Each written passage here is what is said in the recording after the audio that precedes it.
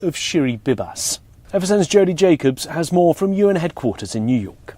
The four people returned to Tel Aviv on Thursday morning were those of a mother and two children, along with 84-year-old peace activist Odette Lifshitz.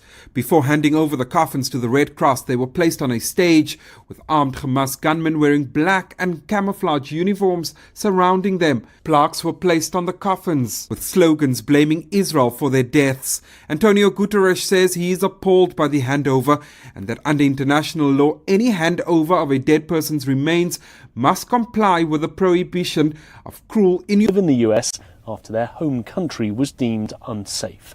FSN's Tony Waterman has more.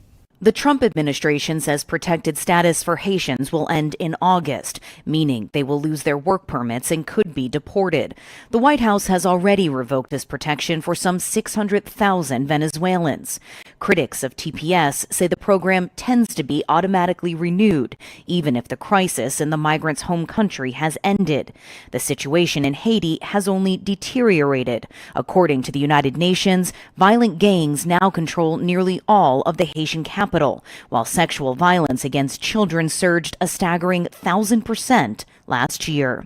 Tony Waterman, Texas. Almost 60 million voters head to the polls on Sunday as Germany elects a new chancellor and government. The early election in Europe's biggest economy comes following the collapse of Olaf Scholz's former three-party coalition back in November. FSN's Trent Murray reports from Berlin. The latest polling suggests the Conservative CDU is likely to place first on election night, the party of former Chancellor Angela Merkel currently sitting on around 30%. Incumbent Chancellor Olaf Scholz will use his final hours of the campaign to rally his left-wing Social Democrat base in Cologne. His party is currently third on around 16%.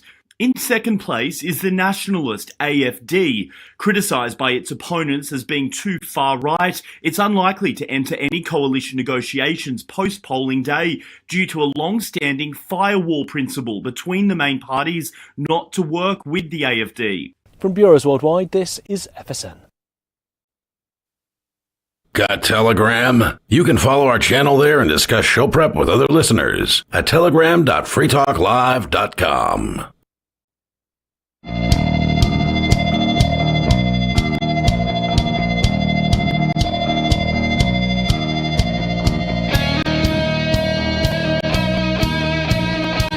It is Free Talk Live. 603-283-6160 is our number. In studio, it's Chris. I'm Lori. And we have been talking stupid politics. They are stupid. They are just ridiculous. We're talking about the insanity that is coming out of Washington and lamenting the fact that we can't get a day free of just no craziness. Just don't. Not one. Just nothing. Just take a day off. Did you see the bill that some Republican introduced to rename Greenland to Red, White, and Blue Land? I like that. That's a really good move. Sounds terrible. That's right up there with the Gulf of America. Well, they did that one because they want to define the edges of the territory that the United States owns above the shelf of land in the water, in the ocean, so that way they can claim that it's theirs. You know what I'm saying? Like, this is ours. It's not international waters. This belongs to us. See, I was kind of looking at it like the Gulf of America as North America, Central America, Middle America, South America. It's a gulf in between all the Americas. No. So I'm pro-America. I'm just not pro-United States. Just named it that because this is America. Nobody calls it the United States. They just call it America. So, yeah, that's why they renamed it that. So they could claim that it's part of our territory and not international water. Interesting. Think that'll fly? It already did. It already flew. No, I mean, we can't go there because that's America. You think it'll keep out the Chinese and Ruskies? I mean, if they want to keep them out, now they can be like, well, we have claim to keep you out because we've claimed this land. And we put a flag on the moon. And we put a flag on the moon so we can just have a war on the moon now, too. And Elon's going to put a flag on Mars. Did they get the astronauts back yet? From Mars? No, from space.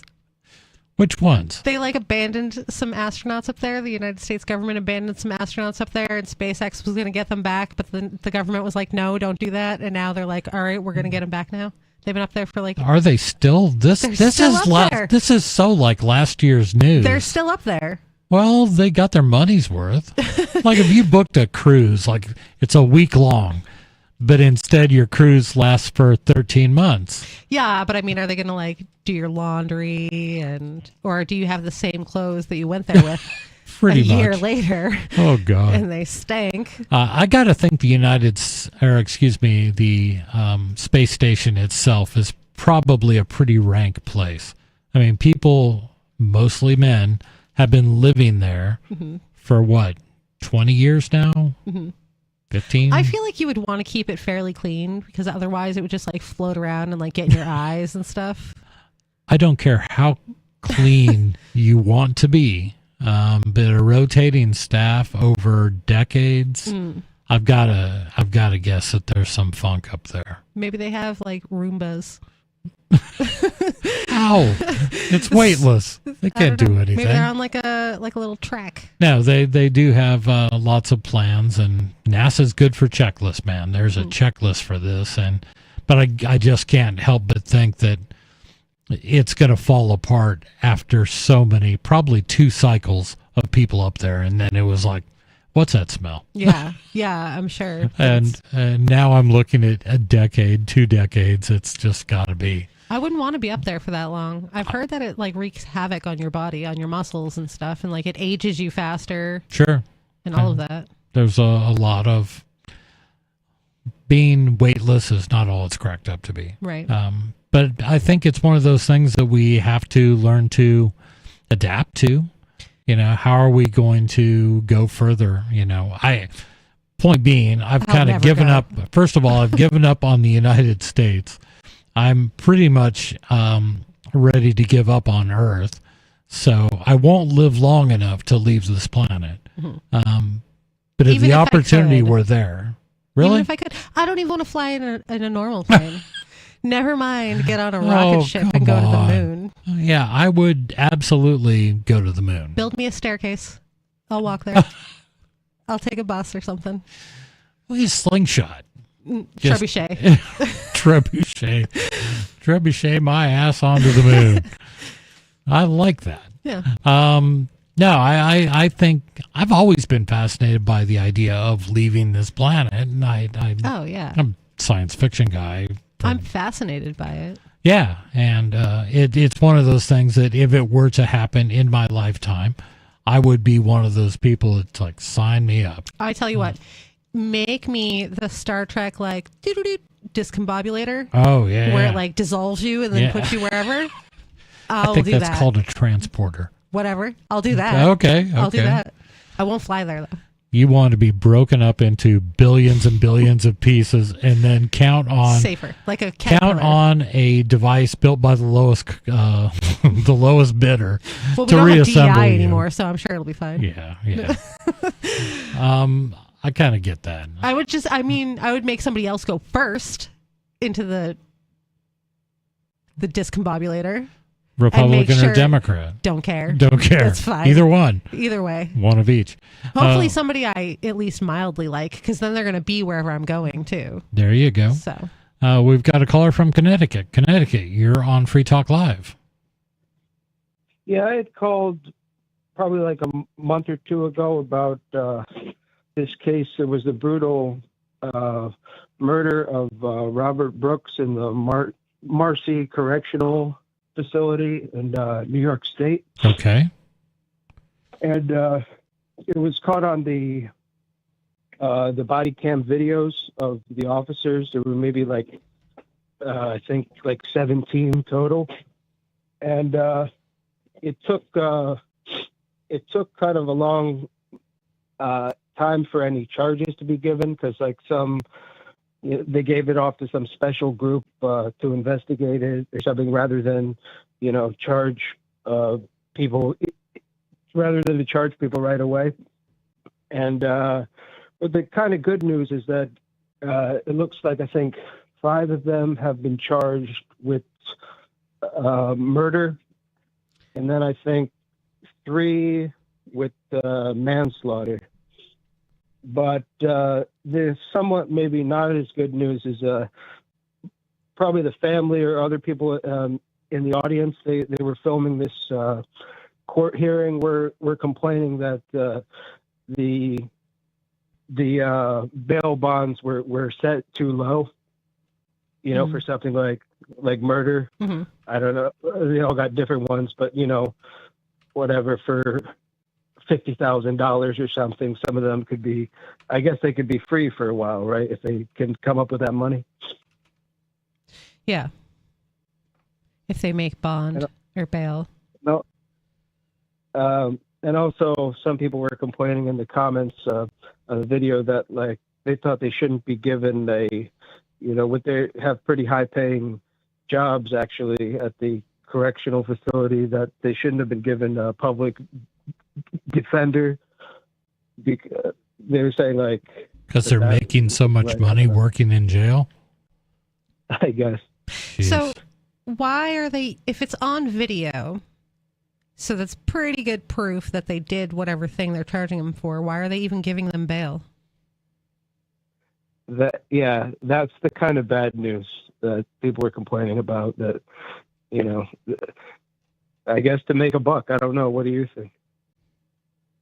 I think they're probably going soft on them because they're part of the team. Right. Well, that's the other thing.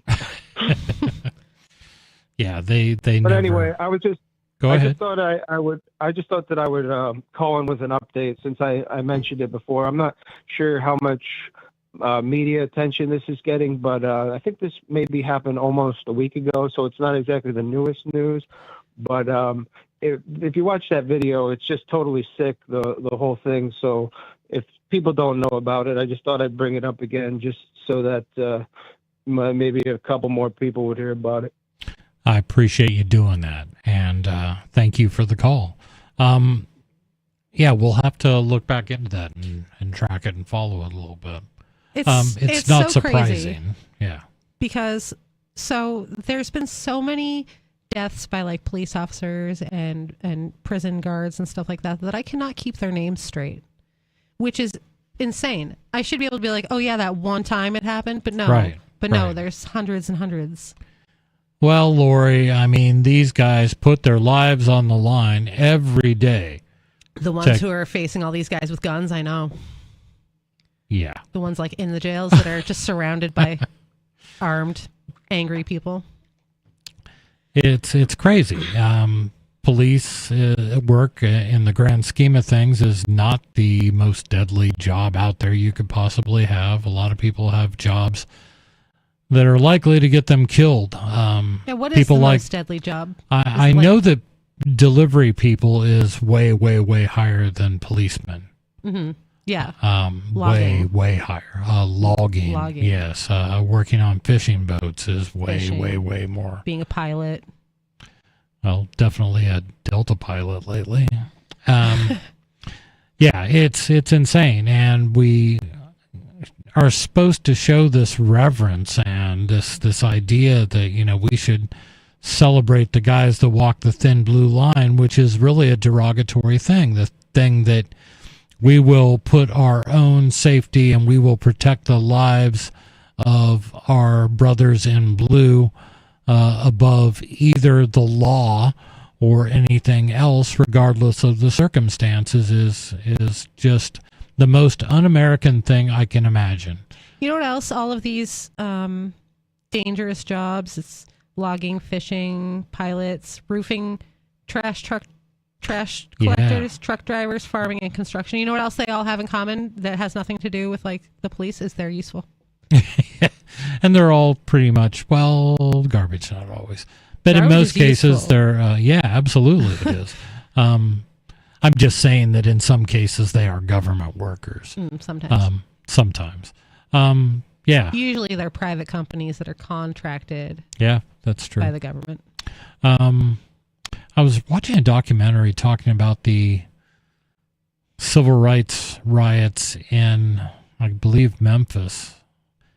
and they had gone to war because, not gone to war, the garbage workers had gone on strike because in Memphis at that time, all the guys that drove the garbage trucks were all white, and the people that actually did the job of grabbing the garbage can and dumping them in the truck, they were all black. Yikes. And the problem is occasionally something would go wrong and one of those guys would get compacted and die. Yep. And it caused racial tensions.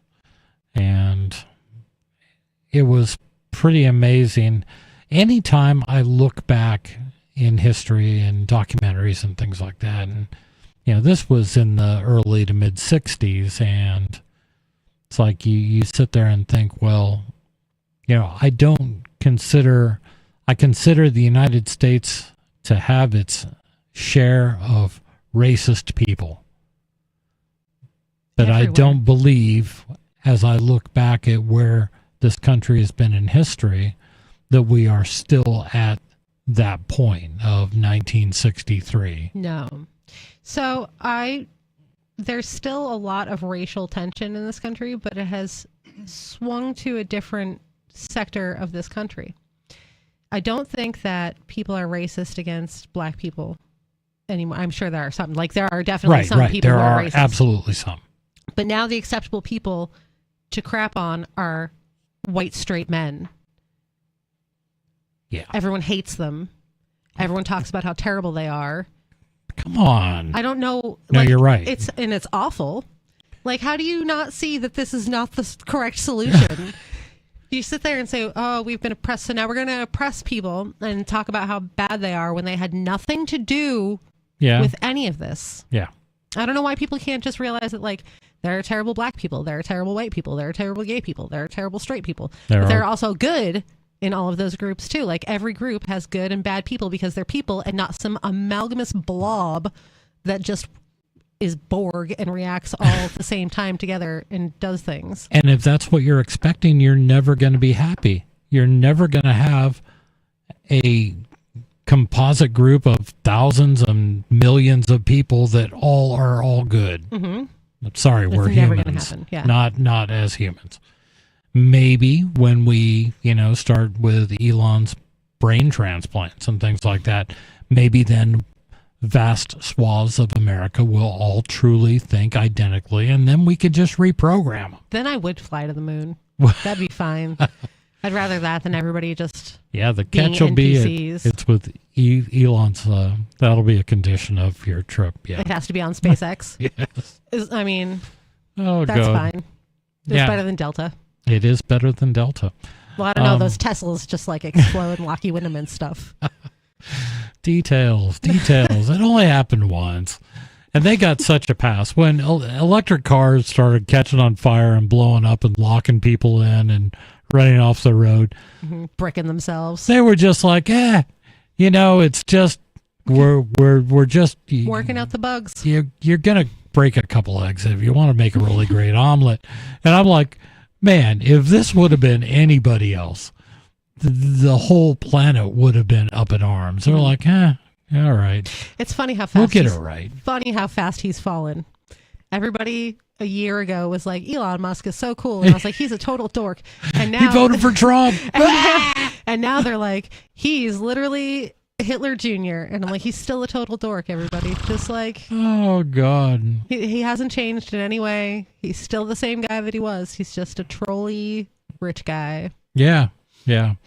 And it is so polarizing, and people on the left are losing their minds. I mean, first of all, Trump won. And then second of all, like this guy that you propped up and talked about and said he absolutely needs billions of dollars of federal subsidies to get electric cars on the road. I was led to believe by the left that I was going to wake up the day after inauguration and cease to exist. But here I am. Here I am. I'm still here. They would want you to believe that. And it's funny. I mean, own a convenience store right off of a college campus, and I get the joy of watching Yik Yak, which is a social media program used by all college students, it seems. They are all on Yik Yak. And, I've never even heard of this. So just imagine like a Twitter, but everybody on it is between 18 and 22. It's just Insufferable. insufferable and completely senseless, but it's hysterical. It is, to me, a very good way of seeing what Gen Z is thinking, and it was really fascinating to watch during the election because, you know, you have lots and lots of leftists in college, young aspiring leftists, who believe everything their professors say, and you have this other group that I will say is mostly male that just felt robbed. I mean, they felt so taken by we have to prop up Biden. I mean, it's the most important thing in the world is to vote for Joe Biden, and they're looking at it going, oh, you got to be kidding me. You guys played us so bad, and they're angry, and they're very angry, and I think that well, they were lied to straight to their faces multiple times, over and over and over again. Yeah, and they get the same lie the next time, except this time it's Kamala. Right. And they're like, yeah. They didn't even get to pick. They were just like, okay, we're going to put in this token person. Right. And you're going to vote for them because we said so. Even though Biden's totally fine. He's totally with it and fine. Yeah. Perfect. Yeah. And he's not going to pardon his son. No.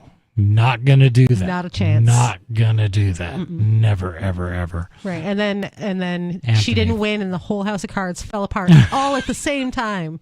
Everything just collapsed. And they were like, Biden's senile and he's pardoning his son. Kamala doesn't know what she's talking about. And I think she's drunk. Other than that, business as usual. Yep. No, that's the problem. It was business as usual. And I think if what we may get out of this will be a inherent distrust in that group of people, in those young Gen Zers, that they're just not going to fall for crap. Come to the Libertarians. Right. This is, to me, phase one. Phase two will be to see how screwed they feel after a couple of years of Donald Trump and all the promises. They were promised a instant recovery. Inflation will end day one. All these promises that are unachievable. How are they going to react to all these things? He has kept a lot of the promises he made, though, so far. He has, but a lot of the some things of he them, said he was going to do, he did them, which is crazy because they never do. Right. I get that. But some of the things, I think he just overpromised. You can't instantly correct the fact that you spent $7-8 billion that you didn't have the first time around. Yeah, he said, like, as soon as he got elected, too, he was like, I can't actually bring grocery prices down. Right. It's not a thing that's going to happen, everybody. Right. But I never really heard him. Did he say that? Yeah, he said it. Okay. He was like, I can't really do that right now. Like, well, I'll give him props for that. At least he owned up to it. Yeah. But the American voting population here's the sound bite that they like, and they will stick with it. Eggs And no new taxes. Everyone's so obsessed with eggs. I haven't had a problem with getting eggs. So I got one day I got the last carton of eggs, but I still got eggs. Like I could have probably just gone the next day and got eggs. And I went grocery shopping today, and eggs were $2.99 a dozen, which is not the $7.50 national average. That was at Market Basket. They always have great prices. But in New Hampshire, I mean, we just usually get some from our neighbors, except when it's snowing, and I can't really make it to my neighbor's house. I just don't know why eggs is such a big deal right now. Everybody's losing it on both sides over eggs. Like this side's like, who cares about the egg prices? We're getting people oppressed. And this side's like, but what about the egg prices that you were all promised? We don't actually care about the egg prices, but we know you do. But nobody actually cares. Why is this even a talking point? It is a talking point because it is a component of the whatever CPI or the CP. It's because they killed all the chickens. Yeah, and there is a simple explanation. Right. It's called supply and demand. Right. It's completely outside, and bird flu. I mean, those are real things, and it's a shame because I want a affordable egg for every voter out there. So the problem with killing all the chickens, I've raised animals, and you know what you do is you just kill the ones that are sick. You don't kill healthy animals because they can withstand the illness, and then you breed stronger animals in the next generation. Yeah, not Don't in kill the America. healthy No, ones. no. The FDA says that I have to kill all these animals. Yeah. Because then that's the only way I'll stop the spread of disease. Yes, because all of the birds in the sky are like, oh, we No. can't get that. No, you're not hearing me. I'm telling you the experts Oh, at the FDA. why don't I listen to the experts? Experts. Yeah, it's asinine, and that's the thing. And this stuff hasn't changed since the 1920s. It's just like it's Roosevelt, Wilson, and all the rest of the cronies sitting there going, wait till we get our brain trust in there. We get our brilliant guys in there, and then everything will be all right. And we're still falling for that same line. Was it ever all right? What's that? Was it ever all right? No, Oh. It never worked. Never. It never worked. And I'm saying the United States follows the same broken model of central planning for 100 years, and nobody other than libertarians really question it. Everybody else is like, yeah, let's just get one organization, and whatever they say is good. So when it comes to vaccines, we'll do it with that. And when it comes to eggs, we'll do it with that, and everything will be hunky-dory. We should speak about the vaccines thing. Oh, we should. Okay. 603-283-6160 is our number. Give us a call. It's Free Talk Live. Now that we got Bobby. We got Bobby in the house.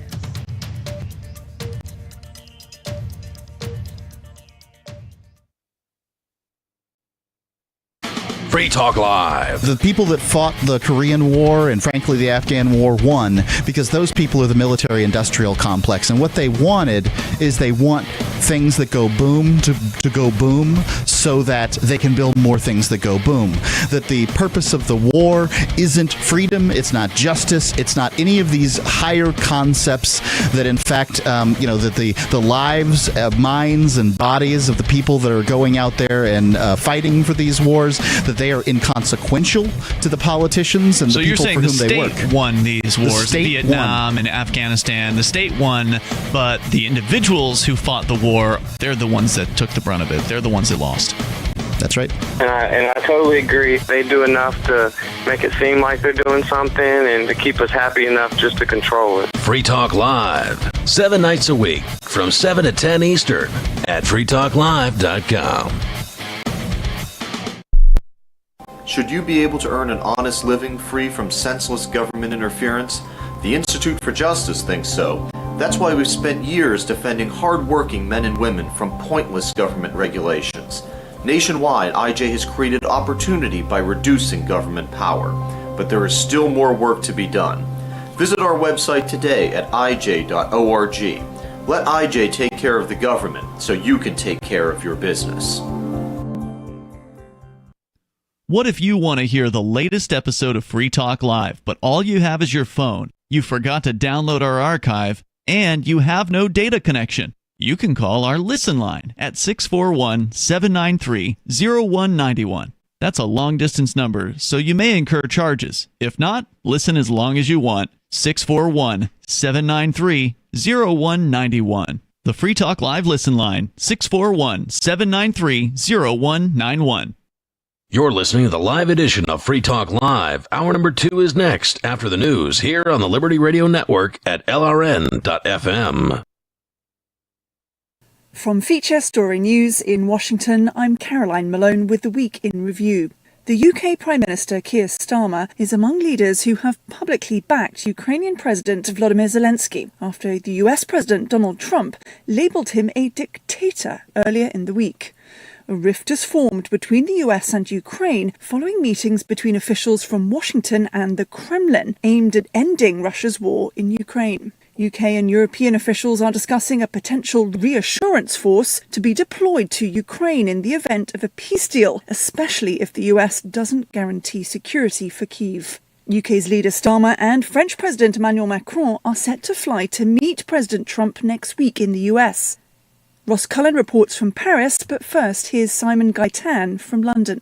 Prime Minister Keir Starmer called President Zelensky Ukraine's, quote, democratically elected leader in a public show of support. In a phone call with Zelensky, Starmer also said it was perfectly reasonable for Ukraine to suspend elections during wartime in the same way as the UK had done during the Second World War. Starmer's comments come following Trump's increasingly hostile public rebukes of Zelensky, in which he has called him a dictator and criticised the suspension of elections, the result of martial law declared following Russia's full-scale invasion. The UK PM is set to visit Trump in Washington, D.C. next week and has said he would like to use the meeting to discuss a US backstop to a potential peace deal between Ukraine and Russia that would guarantee Ukraine's security from Russian hostilities.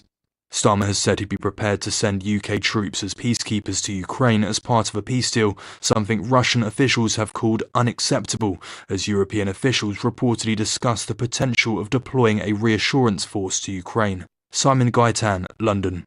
President Macron said that his message to his US counterpart will be, quote, you can't be weak with President Putin. That's not who you are. It's not your trademark. It's not in your interest. He also confirmed that he was considering sending French forces into Ukraine to guarantee peace once it had been negotiated. Ross Cullen, Paris. The United Nations has again sounded the alarm at the devastating impact of continued fighting in the Democratic Republic of Congo. 35,000 people have fled the east of the DRC to Burundi since the beginning of February. Rwanda-backed M23 fighters continue to advance across both South and North Kivu. Jody Jacobs reports from the United Nations headquarters in New York. According to the UN, the escalating violence in eastern DRC continues to uproot thousands of people. Many who are now fleeing to neighboring countries. The UN says people are entering Burundi via the northwestern border, many arriving by unofficial means, and in some instances risking their lives to cross the Ruzizi River. Concerns are being raised by the world body of the lack of humanitarian access to parts of eastern DRC where M23 rebels are in control. The UN says there's an urgent need to increase basic services in displacement shelters, which include toilets, food and water. Jody Jacobs, New York. From bureaus worldwide, this is FSN.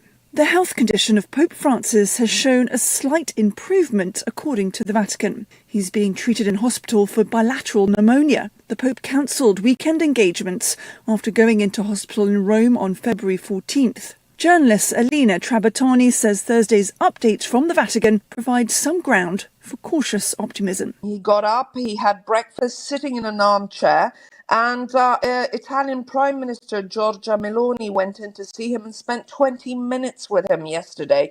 She said basically that he joked around as always and he hasn't lost his sense of humour. So overall, it does seem to be getting much, much better. But the context, his medical condition, is very complicated. The UK government is being urged to review its use of Chinese electric cars because of spying concerns. A number of manufacturers have announced they'll integrate DeepSeek AI into their vehicles, which experts say poses a significant risk. The UK Ministry of Defence, which uses some cars made in China, says it has strict security procedures in place. Sam Goodman is Senior Policy Director at the China Strategy Risks Institute. The UK right now is out of alignment with America and the European Union on this particular issue. Both of those partners have issued tariffs on Chinese EVs. They recognise the economic risk that they present for domestic manufacturing. We are, behind the wheel on this one. And there are conversations going on within government about whether we join those efforts, whether we don't. The government also needs to be thinking through the national security ramifications as well. We have to put the national security first. I'm Caroline Malone in Washington, and that was The Week in Review.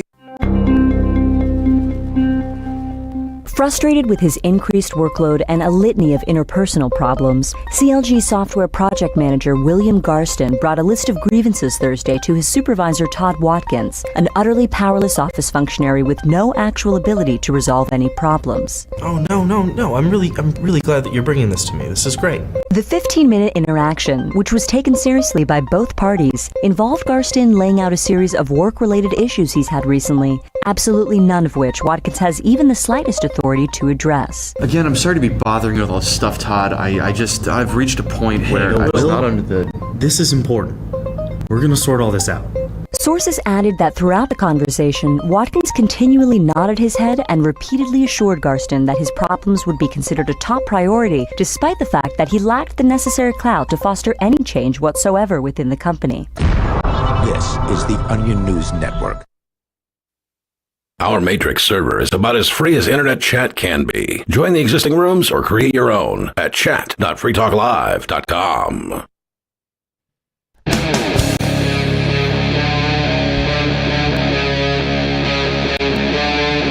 Free Talk Live. It is Free Talk Live. Thank you for joining us for hour number 2. We do 3 hours of radio for you every weekend night. Well, every weekend night. We do it on Saturdays and Sundays, so at least that's something. In studio, it's Chris. Lori. And Riley. Riley is joining us. He was, I was debating coming on the show tonight because I'm feeling a little tired. Maybe I stayed up late last night. But here I am on the show to join all of you and talk about Trump and Elon and all that nonsense. There is plenty of nonsense to talk about. But we'll get into that. And Lori has something on RFK. Yeah. So everybody's really upset about RFK being RFK. I find it, so everybody keeps, all these people, they're like, oh, you can't make fun of people for being fat and you can't make fun of people for anything and anything. Can't make fun of people for having a brain worm. Right. Well, they keep making fun of RFK for the way he talks, and I find it really disgusting that they think that that's okay because it's literally a medical condition that he has. Yeah, what is that medical? He has like a spasmodic thing with his throat. Okay. So it makes it really hard for him to talk. I'm just saying, I'm one of those people that get irritated when I'm listening to him. Oh. And no, I mean, I don't dismiss his ideas because his speech kind of grates on me. Mm-hmm. Yeah, that's fine. That's no reason to You're not dismiss gonna make fun a guy's of him for it. No. Right. Especially if you were the type of person who was like, you can't make fun of anyone for anything about their physical features. Right. We'll get into that in a little bit, and we've got a unscreened wireless caller. Unscreened wireless caller, you're on Free Talk Live. Hello? Yes. You're on Free Talk Live. Yeah, I'm just, the Gaza Strip thing. They can't control themselves. You got 50 miles of coastal property over there, and they're overwhelmed with the value of that. And we got enough problems right here in the United States with the insurance, the rising cost of food, and everything else here. Take care of this place first before we worry about the Gaza Strip. You got 50 miles of coastal property. They can't control themselves. They just they know they're gonna. We did the same thing with the Indians. We kicked them off their property and took over their land. War's a terrible thing. What are you gonna do? Yeah, I'm certain. First of all, I'm not a scholar of the history, but it's a long history. Oh yeah. And there have been times when the Jews held that land, and there's been times when Muslims have held that land. And the Zionists went in and took it in the 50s, 40s. 1948 was when Israel was established as a nation. It's been a fight my entire life. Yeah, mine too. It has. And this current bout, it's like, okay, I understand you're angry, but I also understand murdering people at a music concert is not a cool thing to do. Yeah, when you're leveling buildings and hospitals, that's not a cool thing. You know, the whole world. And that's not either. You know what I mean? It's not a good optic. Yeah. They should have went in there, surgically strike the Hamas, building a building, kicking down doors, instead of leveling hospitals and everything. It's just a terrible mess. It's just, you know, we did the same thing to Japan. We dropped a few bombs on a few cities. War is a terrible thing. You know, It is a what are we terrible gonna thing. do?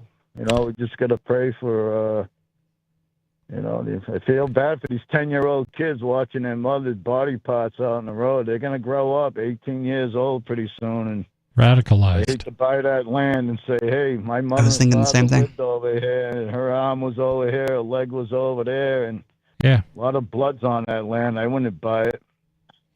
Yeah, and that's. I'm going to head out. I don't want to take up too much of your time. Maybe you can put this conversation on the radio, and hopefully peace prevails over there. Well, it is on the radio, and we we've changed that place into a Myrtle Beach. You know, there'll be golf courses all over the place, big hotels, strip joints. Yeah, that's you know basically what he I mean? wants It's to not gonna do. look Yeah, good. pretty much. Yeah. All right, take care, folks. Take care, man. Thanks for the call. Thanks for the call, definitely. Yeah, yeah, we're gonna do be a job with it. It's gonna be beautiful. It's gonna be beautiful. We're gonna turn it into a Riviera of the Middle East. I'm like, man, that's not. Dude, this guy that's not doesn't my know what he's focus. talking about. Well, he does. He can develop a property, Mar-a-Lago. That's a gorgeous property. I'm sure it is, but the Middle East is a different beast altogether. It's territory that's been contested for years. I mean, what's he gonna do? How's he gonna make peace with the Muslims? He's gonna kick them out? Well, obviously he's got to. Yeah, but I don't think that I haven't heard anything about. Go send them somewhere nice. Just send them somewhere I think he nice. said they was going to send some of them to Egypt and like some. Jordan, maybe. And everybody's like, no. Yeah. Yeah. Right, they're not going to leave. They're not going to be like, oh yeah, we stuck it out this whole time, but now that you're asking us nicely, we'll just go. Well, I've heard two-state solution for 30 years, and there's going to be a Palestine, and there's going to be an Israel, and they're going to coexist, and it's going to be okay. And I'm like, the coexistence happened before the Zionists decided to form a country out of nothing with not native people. That's what happened when you created Israel. God said so. God's. But we got to obey God, Chris. Don't you think we ought to obey God and give the land to Israel so they can build their temple on it? What if somebody else has a different opinion? Well, they're wrong because this is God's land, and we need to make sure that God's chosen people get their land and get to build their temple. I'm going to start saying that God so that I can have all kinds of stuff too. They need to have the religious rights to worship however they want, and it doesn't matter because it's their territory. I'm going to be like, nice car. God said it's mine now. Right. See how it goes. What? We're going to the phones where we've got Turd Ferguson on the line. Turd, you're on Free Talk Live. Yeah, call me a contrarian, call me an anti-establishmentarian. But You're an anti-establishmentarian and you're contrarian. Thank you. I think Donald Trump actually might be onto something here. You know, one of the good reasons, whether you believe it or not, but it's true, one of the reasons why many of the Palestinian people have not left the Gaza Strip is because Hamas has the internal border of the entire strip surrounded and won't let their people leave. And there are times where they may let their people leave, but then bordering on there, like Egypt and Jordan, don't let them through. So if Donald Trump comes in, Israel and also keeps them in.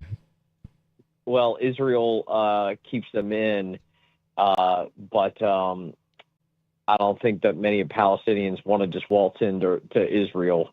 Maybe some of them do. By the way, there's actually about 25%, from what I understand, of Israel's population identifies as Palestinian.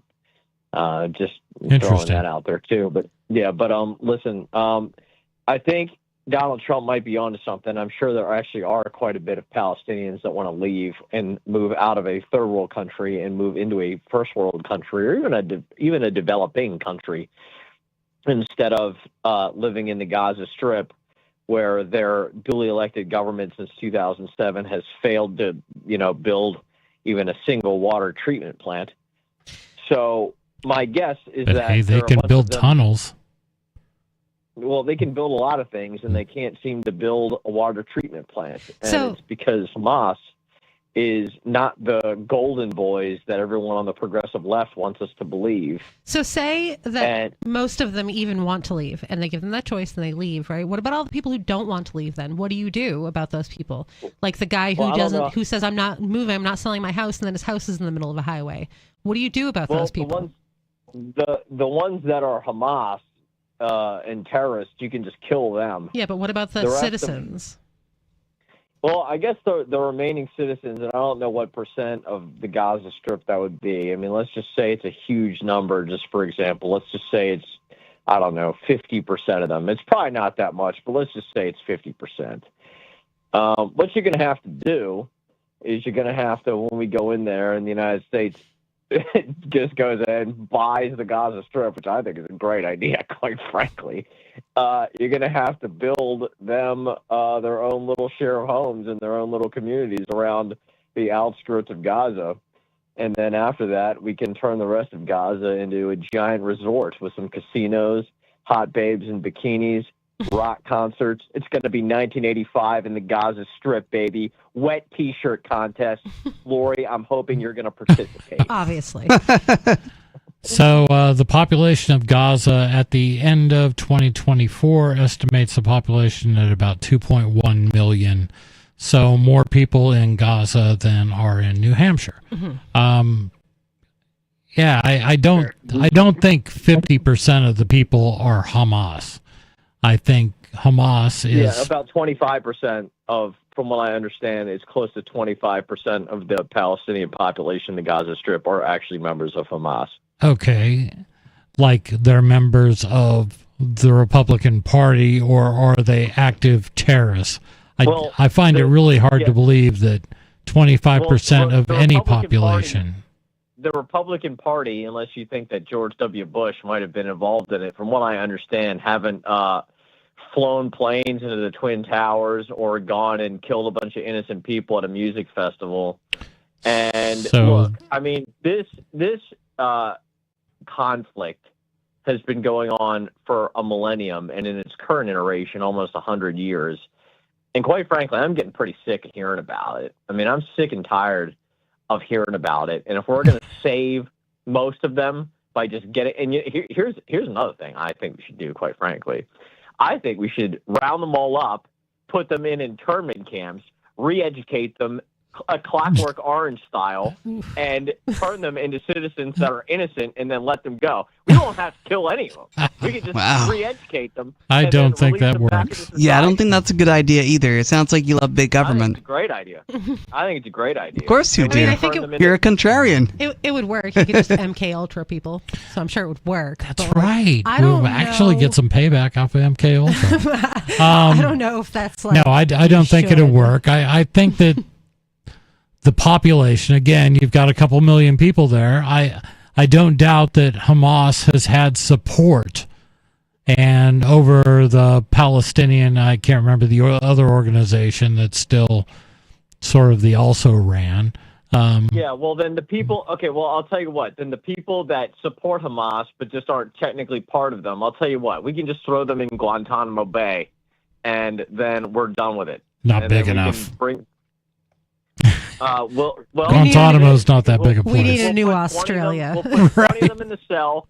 We'll put 20 of them in a cell with one toilet and no shower, and then they can live amongst each other for the rest of their lives. And then they can talk about how much they hate gay people and want to kill the Jews and all the things that they talk about for all of eternity in Guantanamo Bay.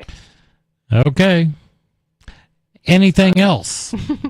I think I covered it. I hope you guys are on board now.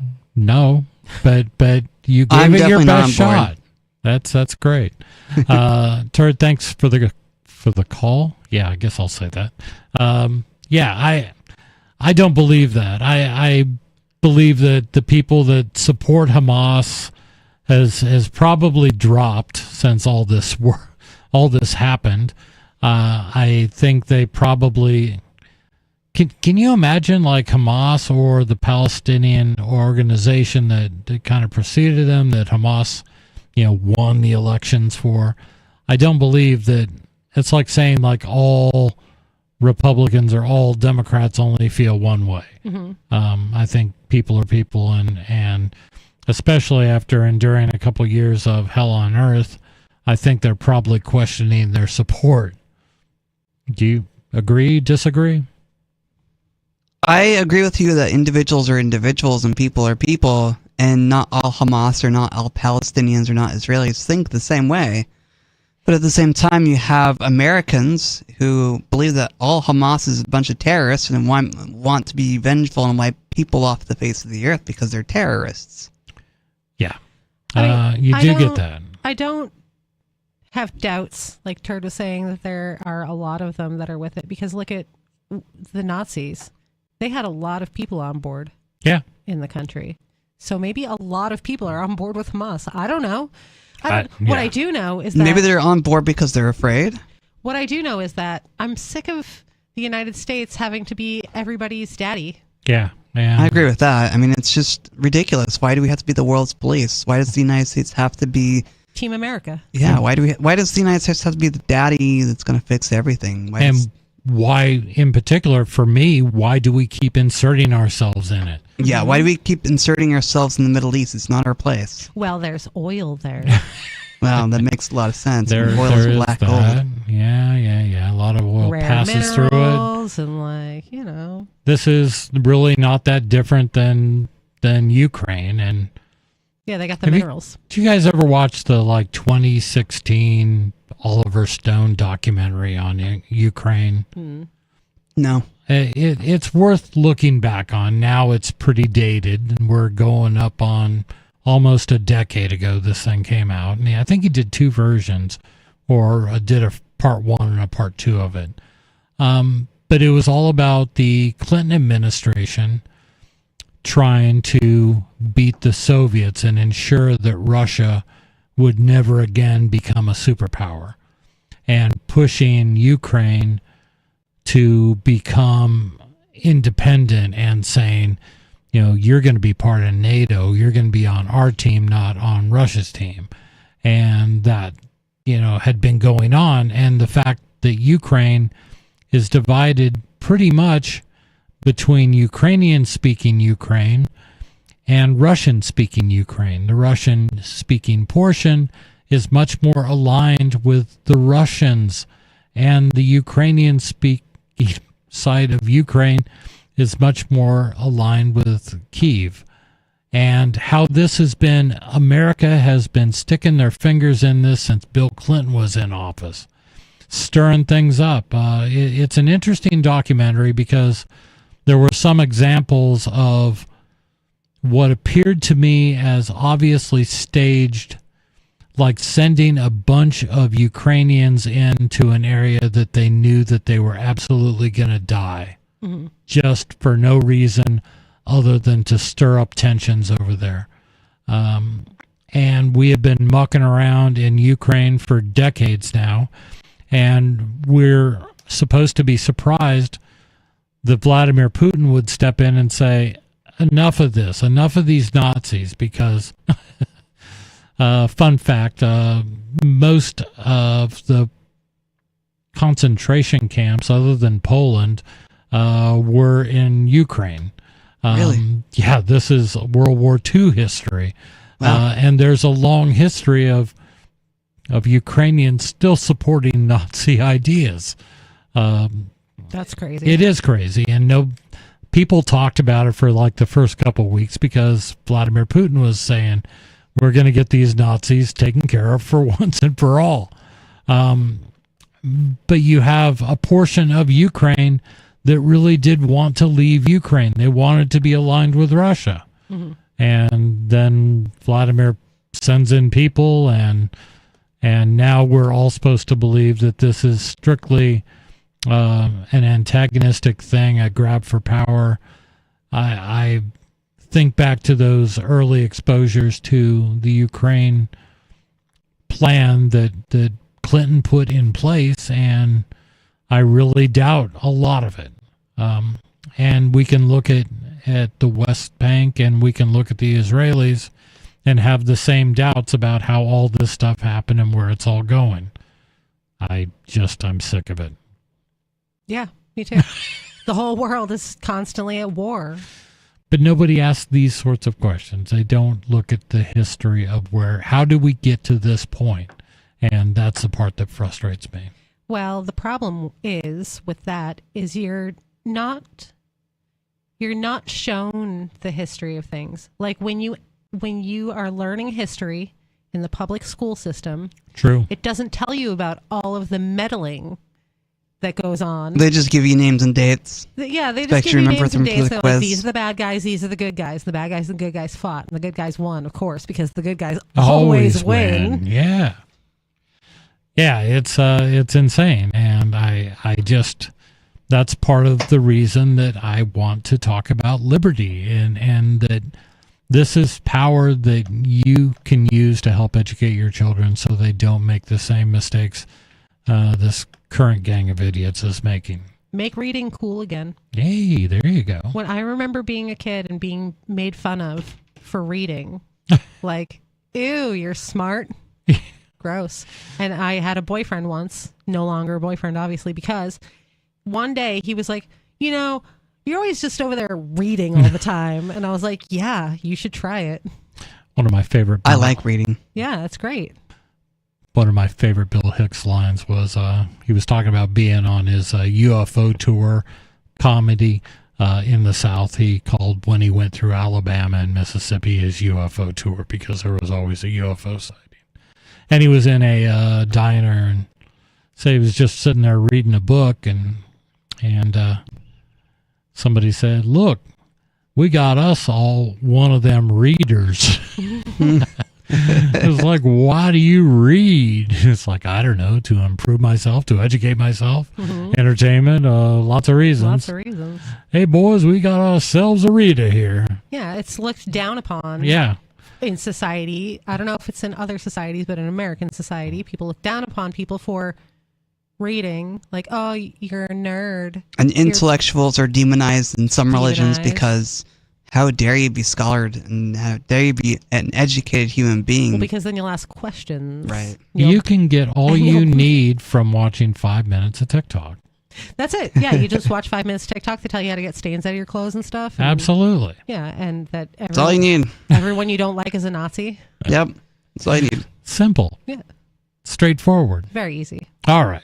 So let's talk about RFK. So this is from Politico, so I'm expecting it to be like RFK's a Nazi. Nice. Or the devil or something.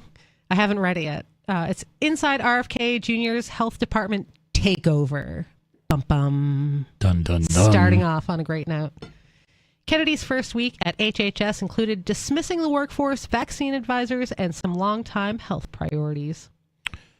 Okay. I'm with him on dismissing. Same. Dismissing, just period. Just dismiss. Dismissed. Yeah. You're dismissed. Just the whole workforce. Okay. Robert F. Kennedy Jr. arrived at the headquarters of the Health and Human Services Department earlier this week with a request for his new employees. Drop your preconceived notions of what I'm going to do. And buckle up, Buttercup. That's right. 603-283-6160 is the number to call to get on the air to share what's on your mind. This is Free Talk Live.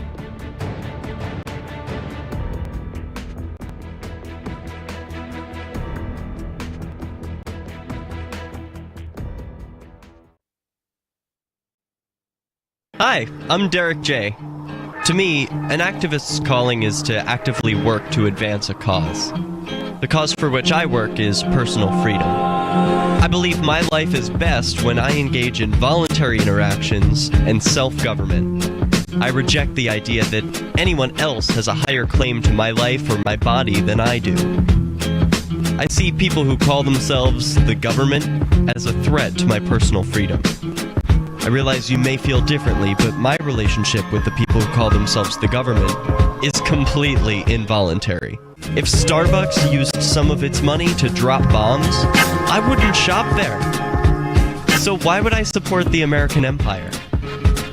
The Empire does not require my consent. Derek J's Victimless Crime Spree. Watch it for free and order the Director's Cut DVD at victimlesscrimespree.com. That's victimlesscrimespree.com. From Feature Story News in Washington, I'm Nick Harper. The United Nations Secretary General has condemned the manner in which Hamas returned the bodies of Israeli hostages on Thursday. It comes as Israel's Prime Minister says Hamas will pay the full price for not releasing the body of Shiri Bibas. FSN's Jody Jacobs has more from UN headquarters in New York. The four people returned to Tel Aviv on Thursday morning were those of a mother and two children, along with 84-year-old peace activist Odette Lifshitz. Before handing over the coffins to the Red Cross, they were placed on a stage with armed Hamas gunmen wearing black and camouflage uniforms surrounding them. Plaques were placed on the coffins with slogans blaming Israel for their deaths. Antonio Guterres says he is appalled by the handover and that under international law, any handover of a dead person's remains must comply with the prohibition of cruel, inhumane and degrading treatment. A sentiment shared by the UN's human rights chief, who says the handover flies in the face of international law. The Trump administration is cutting deportation protections for more than 500,000 Haitians. They had been granted temporary protected status, or TPS, under former President Joe Biden, allowing them to work and live in the US after their home country was deemed unsafe. FSN's Tony Waterman has more. The Trump administration says protected status for Haitians will end in August, meaning they will lose their work permits and could be deported. The White House has already revoked this protection for some 600,000 Venezuelans. Critics of TPS say the program tends to be automatically renewed, even if the crisis in the migrants' home country has ended. The situation in Haiti has only deteriorated. According to the United Nations, violent gangs now control nearly all of the Haitian capital, while sexual violence against children surged a staggering 1,000% last year. Tony Waterman, Texas. Almost 60 million voters head to the polls on Sunday as Germany elects a new chancellor and government. The early election in Europe's biggest economy comes following the collapse of Olaf Scholz's former three-party coalition back in November. FSN's Trent Murray reports from Berlin. The latest polling suggests the Conservative CDU is likely to place first on election night, the party of former Chancellor Angela Merkel currently sitting on around 30%. Incumbent Chancellor Olaf Scholz will use his final hours of the campaign to rally his left-wing Social Democrat base in Cologne. His party is currently third on around 16%. In second place is the nationalist AfD. Criticised by its opponents as being too far right, it's unlikely to enter any coalition negotiations post-polling day due to a long-standing firewall principle between the main parties not to work with the AfD. From Bureaus Worldwide, this is FSN. You can stick it to the man and big tech. Join our FTL social mastodon at social.freetalklive.com.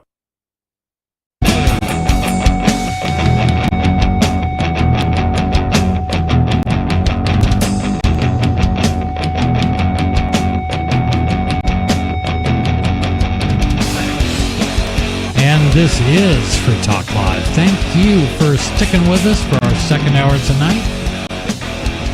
Lori has been trying to get this story out.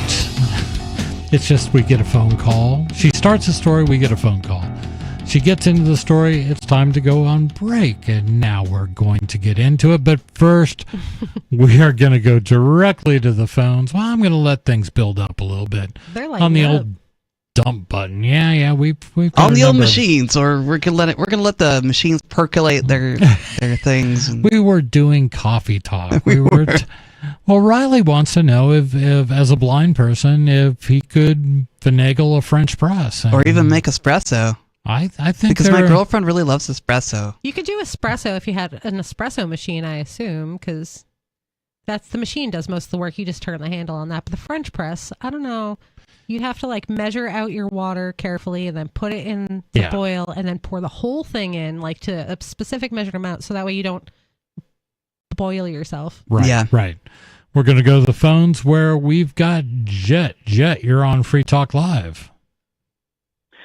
Yeah, well, I thought I'd call in and complain about borders. We were talking a little bit about that with countries and things, and Okay. the Ukraine business, and the Israeli business. And I was thinking, think of how many people are involved in the maintaining of all these little tiny borders.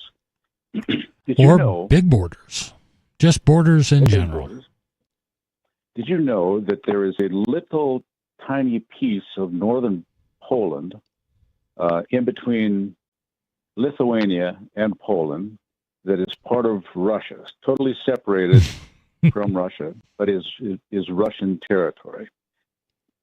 I mean, and so what do they do to make sure that that's there? It's next to, they speak Russian, and I guess a lot of them speak English, but then next to them is Polish and Lithuanian, and I mean, this.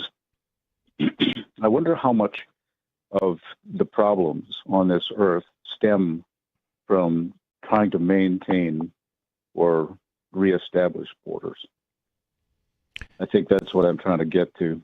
I think a lot of it does. Most problems, a lot of problems. Well, people like to have their divisions. They want to know who they can trust and who they can't trust, so they can say, "Oh, well, this is the other people. We can't cross that imaginary line because the other people will come across the line and hurt us." Or they're just bad.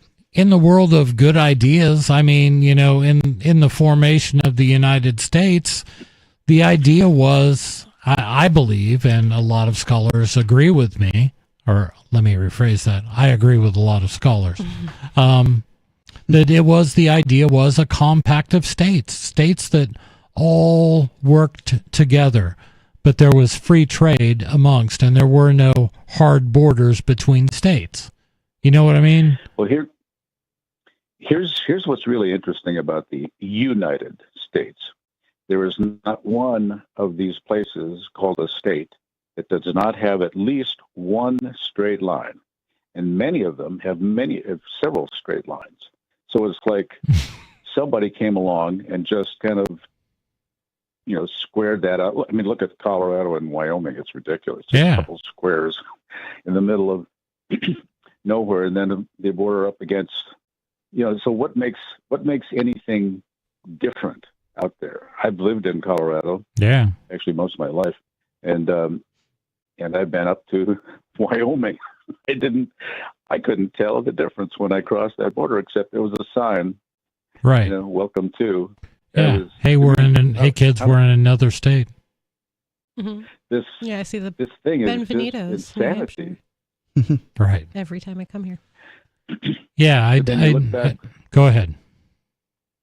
I said, but then you look back in Europe, and of course, there's rivers and mountain ranges and all these things separating. There aren't that many straight lines, but you have all these little tiny countries in comparison. And a lot of it said, okay, well, we speak this language because there was a mountain range. We're living in the valley between two mountain ranges. Right. And so we developed our own language and stuff. But with transportation and all, I mean, right now it just doesn't make any sense at all to have these things except individuals who have a desire to reign over other humans, wanting to maintain that I am the president, I am the chief, I am the whatever, the prime minister of this particular chunk of earth, and it does nothing, in my mind, but create conflict. I agree, but the thing is, when you start to do away with, like I look at the EU as an example. The EU, all these little tiny countries agreed that, if we all band together, we could be sort of more like the United States. We could, have economies of scale, and we could eliminate trade disputes between individual countries, and we'll just come up with this EU, which conceptually is not a bad idea, but as you congregate a larger landmass and offer these benefits within, then you end up having a central government that ends up growing exponentially. That's the problem with the U.S. They're falling for the same crap. There's a bunch of humans wanting to just keep their fingers grabbing on other parts. I've lived all over the U.S. except the very northeast, and I had a project out in Omaha, Nebraska, which is right on the border of Iowa and Nebraska. Yep. And you wouldn't believe how even then people would talk about those stupid Iowegians. You know, I mean, we're talking about a river that's probably 50 feet wide at the most. Right. You know, that type of thing. But somehow there was this rivalry going on, and I don't know if we grow up with these rivalries, you know, with different sports teams from one town to the next, if that's how it happens, where we become associated with certain colors and themes and anthems and in the states situation with capitals and flags and just all kinds of craziness, to be able to create separation, it's really a disservice. You know, they're talking about moving eastern or taking part of eastern Washington and Oregon into what they call Idaho. Greater Oregon, Greater Washington, Greater Idaho, yeah. Greater Idaho, yeah. Yeah, I've heard they're not really interested in Washington. They're focusing on Oregon because they're not so sure they want. They're concerned that even eastern Washington has become too socialized by the west side to really offer anything. It certainly has, but at the same time, what I'm getting at is it's not going to matter as much when you separate these things. You know, I'm actually in the northwest here, and near the border of Washington and Idaho, and it's so funny how the laws over there in Washington, you know, gun carrying, for example, boy, you can get thrown in jail for all kinds of things, simple things, not having your ammo separated from your gun or something crazy like that. Whereas in Idaho, you can wear a gun in your hair if you want to. Right. It doesn't matter. Everybody over here has some type of weaponry, it seems, and that's why there's hardly any. Well, probably like there too. There's hardly any crime or disturbance because people are going, well, I don't know, you know, what the next guy has to defend himself. Right. But getting back to the border thing, to think that somehow I can, and this is another little river, probably 30 feet wide in some cases, where if I cross that bridge, I could spend 10 years in jail because I had a plant, for example. I think that is the root cause of so many of the world's problems, is this constant idea that we have to separate ourselves. So do you somehow. see the idea of borders and states going away at some point in human evolution? Probably not in my lifetime, but what I propose is to think of things like city-states, what they used to call conclaves or enclaves. The concept is there's an area that people of like mind and concern kind of gather. Yeah. And they used to build walls around them. And then they, of course, they couldn't stand that. They had to go out further and then create serfs of all the people who lived near the kingdoms and the walls. It's all this human conquest of control and power and it's anyway. I think the people need to stop asking to be controlled And then maybe we could start to consider some of these other ideas, which are all good. Hey, Jet, thank you so much for the call. We've got a anonymous caller from Washington, D.C.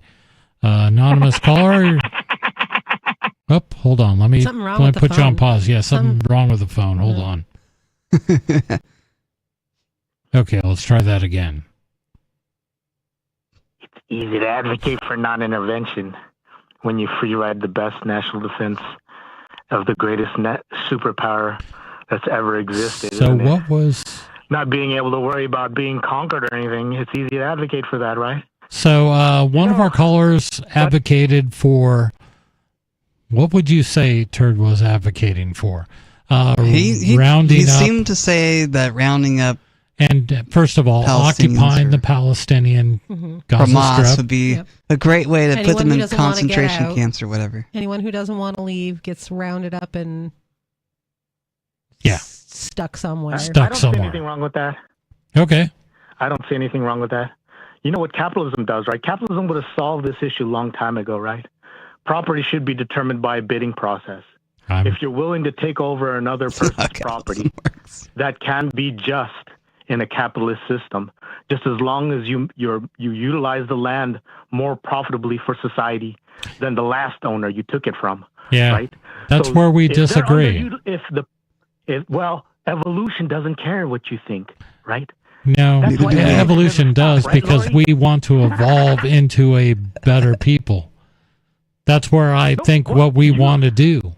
You don't. But value isn't subjective. It is subjective. Gold has subjective value. No. Art. Yes. Art has subjective value. No, it doesn't. It doesn't. It does. Either it helps out your evolutionary fitness or it doesn't. Yeah, you've already lost this argument, so let's go on to another one. No. What do you actually want to talk about? Wait, okay then. Okay, yeah. So, anyways, I won't have you guys bad-mouthing the atomic bombs, right? Do you guys realize the value of dropping those 2 bombs on Japan? There is a case to be made that it may have saved lives. So many values of butchering people, innocent people at that. Yeah, such a great thing. It's how can you cheer on such a fiendish activity when thousands of people died in one blast, dude? How can you get on the radio and do that? And think about how wonderful all the babies with birth defects for many, many years afterwards. Great. I can look beyond the cost and see the actual benefits, like John was talking about, right? We've had 80 years of world peace because of dropping those 2 bombs. In that one particular place. I mean, not Southeast Asia, not all of it, but Have you guys been through a world war? What? Have you guys been through a world war? 2 of them. How old do you think I am? No, you. Oh yeah, forget about you. What about you? The other 2? Have you ever fought in a world war or have a relative died?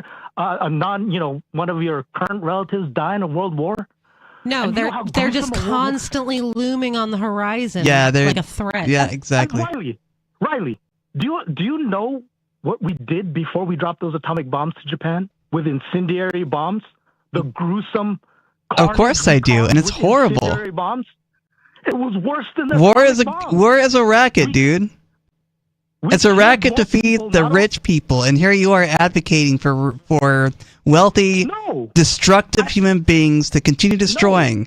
What kind of human being are you? Human lives are not intrinsically valuable. Yes, you understand that? We are not evolution's end.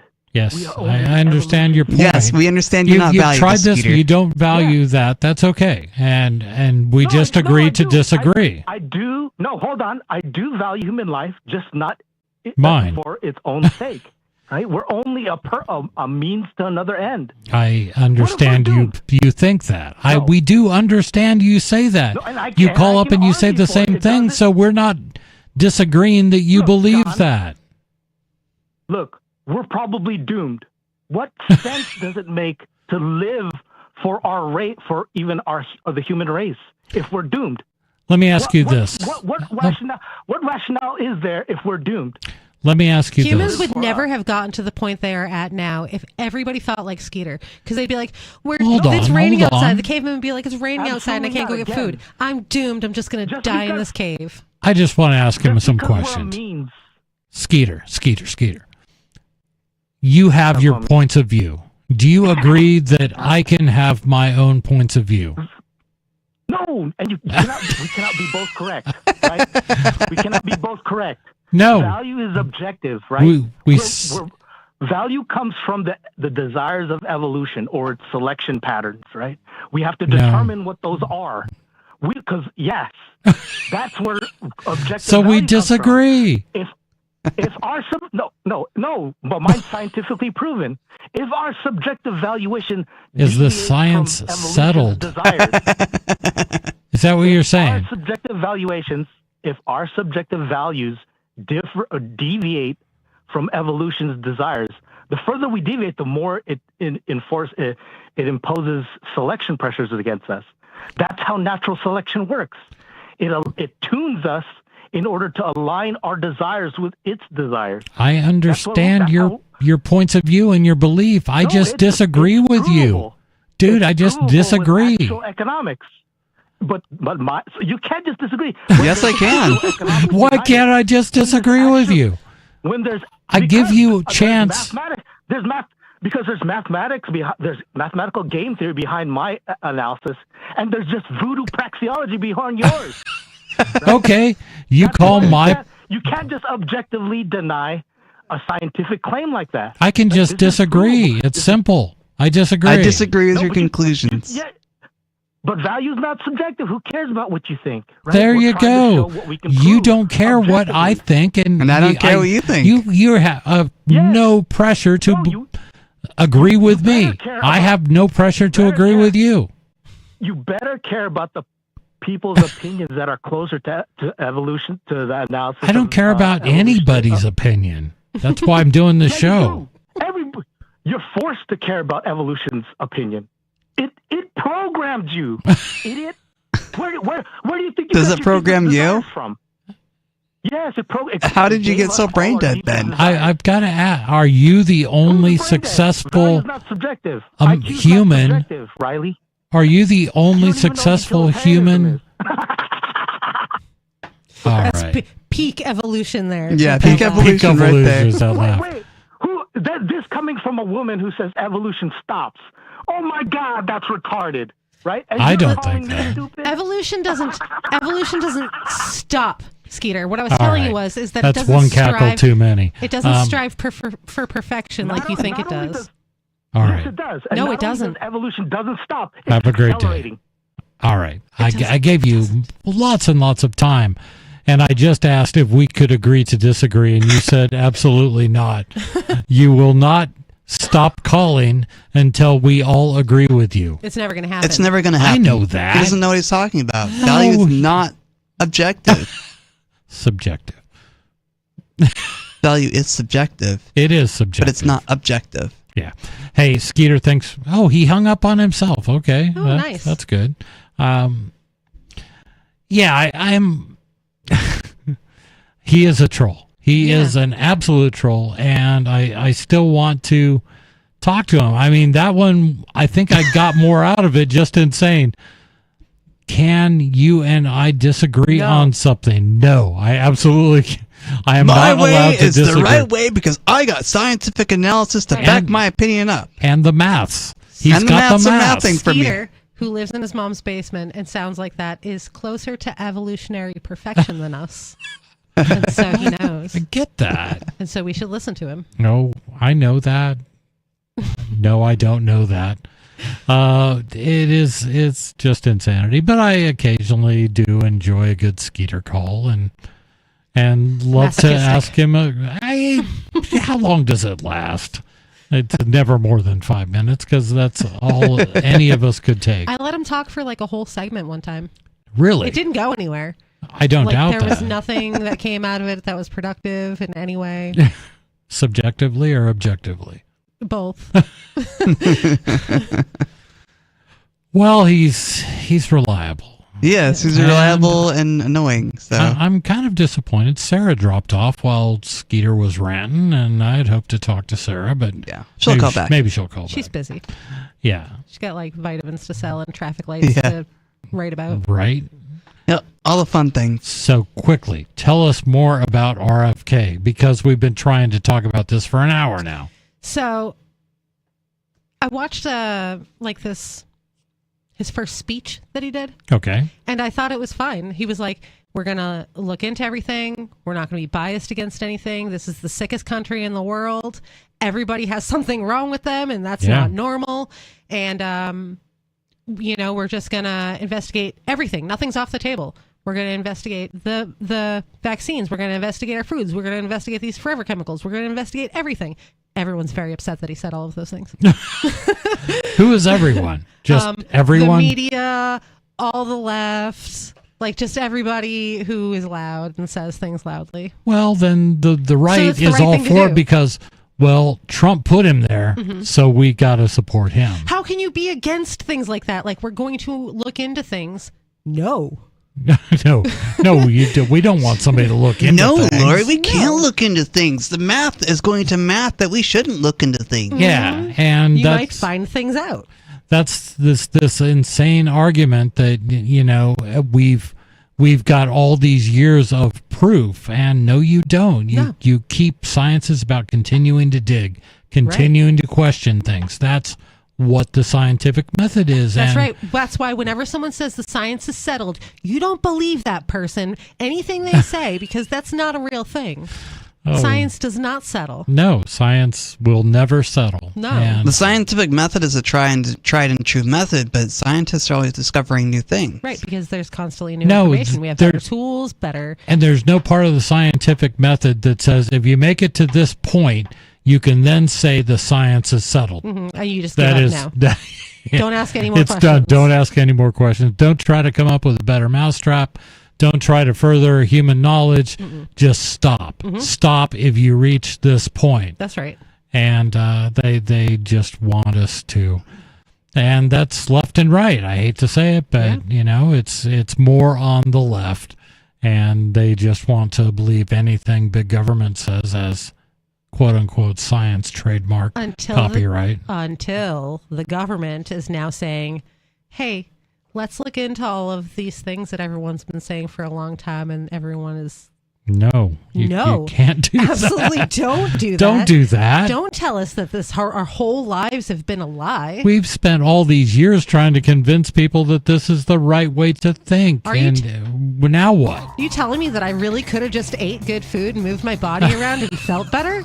Unbelievable. How dare you? 603-283-6160 is the number to call. Tell us what's on your mind. This is Free Talk Live.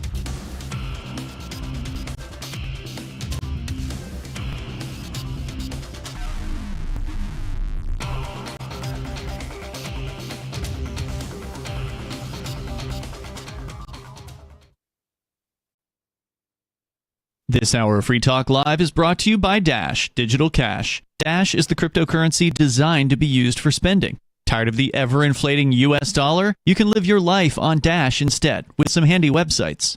BitRefill.com has been accepting Dash for years and has a ton of big-name retailers and brands including grocers, gas stations, phone refills, Amazon, and even prepaid MasterCards. Plus, many of their gift cards are available at a discount. But what about paying your bills? Spritz.finance can do that, and they can send dollars to your bank account in case you still need those for some reason. Dash is one of the oldest cryptocurrencies and is widely available on exchanges, including the decentralized Maya protocol and in multi-crypto wallets. It's easy to get and use Dash. Start by learning more at dash.org. Thanks to the Dash DAO for sending us 32 Dash per month to promote Dash on the air. Visit dash.org to learn about Dash. Dash.org.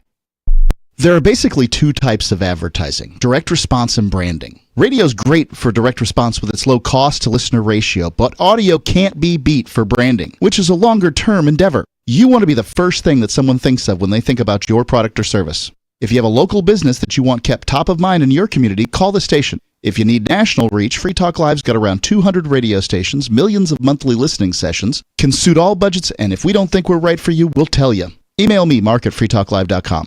Tired of cancel culture? Sick of mega tech corporations holding an axe over your head? Join the LRN.FM Matrix chat server. It's self-hosted, so no one else can tell us what to do or say. Don't like the existing channels? You can make your own. You can even connect into some of our channels from other Matrix servers. It's federated. For the full LRN.FM Matrix experience, though, you should join our server via the step-by-step instructions at chat.lrn.fm. Chat.lrn.fm. You're listening to the live edition of Free Talk Live. Hour number 3 is next after the news here on the Liberty Radio Network at LRN.FM. From Feature Story News in Washington, I'm Caroline Malone with the Week in Review. The UK Prime Minister Keir Starmer is among leaders who have publicly backed Ukrainian President Volodymyr Zelensky after the US President Donald Trump labelled him a dictator earlier in the week. A rift has formed between the US and Ukraine following meetings between officials from Washington and the Kremlin aimed at ending Russia's war in Ukraine. UK and European officials are discussing a potential reassurance force to be deployed to Ukraine in the event of a peace deal, especially if the US doesn't guarantee security for Kyiv. UK's leader Starmer and French President Emmanuel Macron are set to fly to meet President Trump next week in the US. Ross Cullen reports from Paris, but first here's Simon Gaitan from London. Prime Minister Keir Starmer called President Zelensky Ukraine's, quote, democratically elected leader in a public show of support. In a phone call with Zelensky, Starmer also said it was perfectly reasonable for Ukraine to suspend elections during wartime in the same way as the UK had done during the Second World War. Starmer's comments come following Trump's increasingly hostile public rebukes of Zelensky, in which he has called him a dictator and criticised the suspension of elections, the result of martial law declared following Russia's full-scale invasion. The UK PM is set to visit Trump in Washington, D.C. next week and has said he would like to use the meeting to discuss a US backstop to a potential peace deal between Ukraine and Russia that would guarantee Ukraine's security from Russian hostilities. Starmer has said he'd be prepared to send UK troops as peacekeepers to Ukraine as part of a peace deal, something Russian officials have called unacceptable, as European officials reportedly discuss the potential of deploying a reassurance force to Ukraine. Simon Gaitan, London. President Macron said that his message to his US counterpart will be, quote, "You can't be weak with President Putin. That's not who you are. It's not your trademark. It's not in your interest." He also confirmed that he was considering sending French forces into Ukraine to guarantee peace once it had been negotiated. Ross Cullen, Paris. The United Nations has again sounded the alarm at the devastating impact of continued fighting in the Democratic Republic of Congo. 35,000 people have fled the east of the DRC to Burundi since the beginning of February. Rwanda-backed M23 fighters continue to advance across both South and North Kivu. Jody Jacobs reports from the United Nations headquarters in New York. According to the UN, the escalating violence in the eastern DRC continues to uproot thousands of people, many who are now fleeing to neighboring countries. The UN says people are entering Burundi via the northwestern border, many arriving by unofficial means, and in some instances risking their lives to cross the Ruzizi River. Concerns are being raised by the world body of the lack of humanitarian access to parts of eastern DRC where M23 rebels are in control. The UN says there's an urgent need to increase basic services in displacement shelters, which include toilets, food and water. Jody Jacobs, New York. From bureaus worldwide, this is FSN. The health condition of Pope Francis has shown a slight improvement, according to the Vatican. He's being treated in hospital for bilateral pneumonia. The Pope cancelled weekend engagements after going into hospital in Rome on February 14th. Journalist Alina Trabatani says Thursday's update from the Vatican provides some ground for cautious optimism. He got up, he had breakfast sitting in an armchair, and Italian Prime Minister Giorgia Meloni went in to see him and spent 20 minutes with him yesterday. And, you know, she said basically that he joked around as always and he hasn't lost his sense of humour. So overall, it does seem to be getting much, much better. But the context, his medical condition, is very complicated. The UK government is being urged to review its use of Chinese electric cars because of spying concerns. A number of manufacturers have announced they'll integrate DeepSeek AI into their vehicles, which experts say poses a significant risk. The The UK Ministry of Defence, which uses some cars made in China, says it has strict security procedures in place. Sam Goodman is Senior Policy Director at the China Strategy Risks Institute. The UK right now is out of alignment with America and the European Union on this particular issue. Both of those partners have issued tariffs on Chinese EVs. They recognise the economic risk that they present for domestic manufacturing. We are, behind the wheel on this one. And there are conversations going on within government about whether we join those efforts, whether we don't. The government also needs to be thinking through the national security ramifications as well. We have to put the national security first. I'm Caroline Malone in Washington, and that was The Week in Review.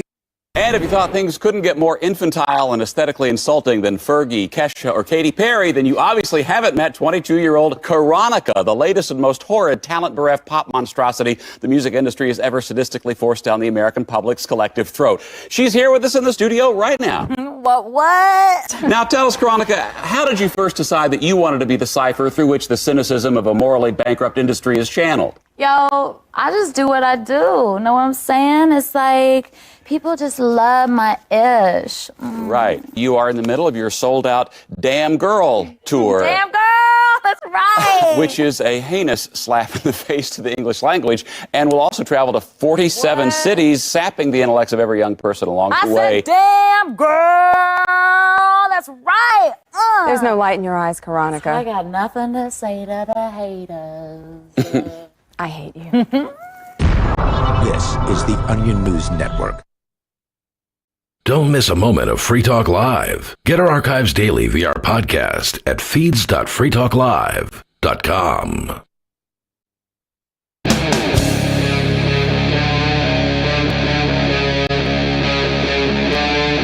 Free Talk Live.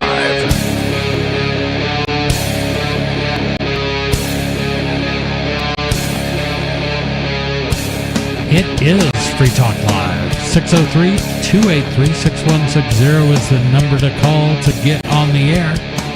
Thank you for joining us for hour number 3. We'd love to talk to you. By we, I mean myself, Chris. Lori. And Riley. So heck, give us a call. We've been talking about Gaza, and we've been talking about Ukraine, and we've been talking about RFK. We're going to keep talking about him for a little bit. Mm-hmm. And we took a nonsensical call from our quote-unquote favorite. Speak for yourself. Speak for yourself, man. I don't know Our if he's my favorite troll caller. But he certainly is a Skeeter call. It is a Skeeter call. It's definitely Skeeter, but, I don't know if he's an expert on evolutionary capitalism, but I'm not convinced that his theory is actually true. I don't either. But, hey, what the heck. We're going to jump right to the phones where we've got Sarah in New Mexico. Sarah, you're on Free Talk Live. Oh, yes. Good to be on a live show. That little park, I thought... No. Still fighting over it. The little palm tree park, the little city property. Is it like gangs or... Well, not like in West Side Story. So remind us of this park you're talking about, because some listeners haven't listened and don't know what you're talking about. I don't know what she's talking about. There's a little pot of city property. Okay. And we have a homeless problem. So we have been doing all kinds of things. Everybody has their way of wanting to solve this problem. So we've been finding rocks and bricks that we could find and putting it where they set up tents. It's behind the palm tree and another tree and a fence. So they like to congregate there. And then I ran into our HAO president, and she stopped and said, "What are you guys doing? You're making this whole place look ugly." I'm like, ugly? It's like we're just putting... So I thought the whole over was people wanting it, painting it pink. The other one wanted gray. The other one wants to clean it up, cut the tree keep the bush, chop the bush. I have no idea what's going on with everybody. And you're just trying to come up with a final solution for this homeless problem, right? I don't think you're supposed to say that. What? The final solution. Well, I don't know. So what they have told me is that they're going to get beautiful rocks, but they can't sleep on it, lay on it, but they're going to put it where we were putting the rocks that we found for free and out of the HAO budget. So we ran into this and we talked about this, and the cactuses that we were planted are like 6 inches high. And I told her, I said, it's going to take about 5 years before it gets big enough to put their buttocks while they want to sit there. And so what they... You are that just was my plan. really against these homeless people. Well, they're a nuisance. They're aggressive. They're known to, aggressively panhandle. Why do you think they're homeless? Well, they're on fentanyl. They're drunk. They're on drugs. Are they on welfare? That's the real question. I really don't know if they sell their EBT. I know they sell their phone for a pack of beer or whatever. Right. They give them free phones. So they do that. But I don't know what their story is. But, So they don't really have to work. Or they just drink all day. I don't know how they get money for that. Well, the government gives them money. I don't know if they all get money. I don't know. If they have alcohol every day, they have to pay for it, or they're robbing. And most store owners are not going to be robbed more than a couple times before they say, "You're not welcome here." Well, they sit during the summertime in this curve where we're planting the cactuses. That's why I wanted them to be pricked with these little thorns on their butt. I get that. Are you going to offer the homeless your house, Sarah? No, but I don't Okay. want to bother and panhandle me. Would you consider talking to local government and say, these programs that you say are to help people are just causing this problem with the homeless? Giving away money with no requirement to work for it makes people not have to work, and they can just become nuisances. This is a government-created problem. She likes that. Well, anyways, the cactuses, what we're going to do is they're going to buy big grown cactuses about 3 feet high already. Okay. We're going to buy them from a store instead of smuggling out little things that I find that we find for free. And they're going to plant it where it'll be already grown, ready to stick them and with the spikes already. And then they'll just Right move away. 20 feet to the left. Right. Yep. Or rip out the cactus and throw it over the fence. But Yeah, again, but the that's root another thing. problem is, why are these people homeless? What allows them to survive? They have a lot of different issues, but they like to sit there and panhandle and bother everybody where they're sitting. So, anyways, it's a lot of issues. Some people do have a hard time. They lose their job temporarily, or they get a divorce. They don't have incomes, or they wind up homeless. All kinds of situations. But some of them are perpetual drug addicts and alcoholics. Right. And would you agree that some of them help. just want to live off of, their EBT card and whatever money they can get from government for free? That's enough money for me. Would you agree that some people are like that? Well, I guess EBT, they get about 200, just enough to eat or sell for drugs. I don't know. And then they get free food. I guess they're happy that way. And If then, they didn't have it, what would they be? If they did not have no have idea what access they would to do. a way to just get free money for food, do you think they'd stick around? well, I mean, I guess they'll just starve to death. And where would they go? To I have no another idea town? What they would do. Would they continue to move on, or would some of them actually have to work? Would they say, I am literally going to die if I don't get a job? I better start working. Well, I tell you something, when it got to be like 15 degrees, when they had fans picking people up so they don't freeze to death and taken to a warm shelter. Yeah. When it hit like 10 degrees for 2 days. I understand there are certainly people that are certainly in so much need, and they may have some physical or mental issue that prohibits them from working. But do you think some of them could actually hold down a job that are still getting paid by the state? And the fact that if they do work, don't think so. You know what? These people have substance abuse. Nobody's going to really hire them for a long time. But they have these cleanup crews that clean up downtown. They run around with this trash basket and they pick up trash. So they were going to pay or employ the homeless people for that. Yeah. The ambassadors. They call them ambassadors, and their job is to pick up trash and clean things around the thing. And they were gonna put them to work for that, ambassadors or something like that. With but taxpayer money. As far as like a Right. real employment, no, they're too mentally ill to be employed, like you're claiming. They have to be on all the time, and they're drunk and they're doing drugs. Like when they go back home, they're not gonna make it to work. Yes, but if they were not crazy. being given free money, how would they buy such things? I'm just looking at various points in modern American history, like the Great Depression, which wiped nobody had a job. Everybody couldn't work, and a lot of charities and government stepped in and said, we've got soup kitchens. But at that point, they said you can't be on it forever.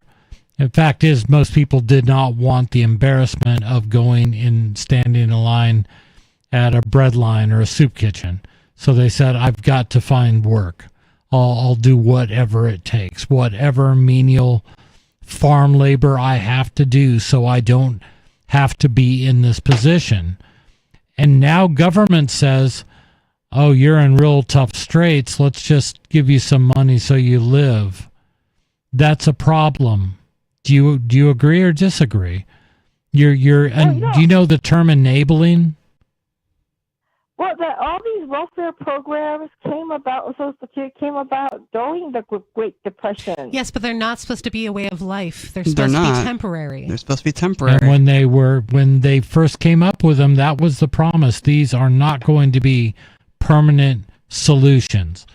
We want to help people get back on their feet. We want to provide a social safety net when people leave it. The social safety net has turned into a social hammock that you can just lay in all day and drink your beer and irritate the heck out of Sarah because you don't have to do anything else. Mm-hmm. I don't know about that, but we're back to fighting over somebody put some flowers in for decoration. Somebody pulled them all out, and it was not the lady that put them in. It was placed in where the homeless people sit, so they won't sit there. And somebody thought it was ugly, pulled them all out. She was asking me why I put the ugly rocks there. Now they're going to put pretty rocks, and we're back to everybody. Nobody knows. I have no idea what everybody wants to do, and they don't know what I'm doing, and everybody's mad about this and that. And I was kind of wondering, like, hey, we could do this without somebody chewing us out, but we got chewed out today, you know? Is there a person who's supposed to do this, like a maintenance guy, or is it just whichever resident decides to do whatever doesn't? It's a constant cycle of things changing and everyone being upset. You live in a community that has a HOA, correct? Homeowners HOA, Association. But this property, okay, HOA, but this property is city property. Oh. But it's right next to it. Nobody cares about it. That's why because it's not part of the HOA. No, it is not HOA property. Right. So, Sarah, I compliment you. You came up with a solution not involving taxpayer money. You just said, let me go out and find some rocks and we'll do this. And we'll address it ourselves without government. You did that. Going to HOA, because that person, the lady that was mad, she won't talk to us. We can't even talk to her. What's her feeling? She said she's going to stay out of it. I can't even talk to one of the HOAs. She got mad. Because they don't care because it's not part of the HOA. Can I ask a quick question? This lady with the HOA, is her name Karen? No. I would not announce her name on private, all right. public radio. I just thought I might get lucky with the guess. That's all right. Amen. So then now the HOA president is like, well, we decided to, buy prettier rocks, granite rocks or something, and put it where we're putting the rocks. And I thought, well, we were wanting to do that, but we could not pay for it. But they stopped talking to us. We don't know how to talk to the HOA. So this is what they do. So it's just a turmoil. Do you pay HOA dues too? Yeah, we do. We've come up like maybe $30 a month, $40 a month. Okay, so you're paying for these pretty rocks. I You guess personally it's gonna come out are of their paying. coffers.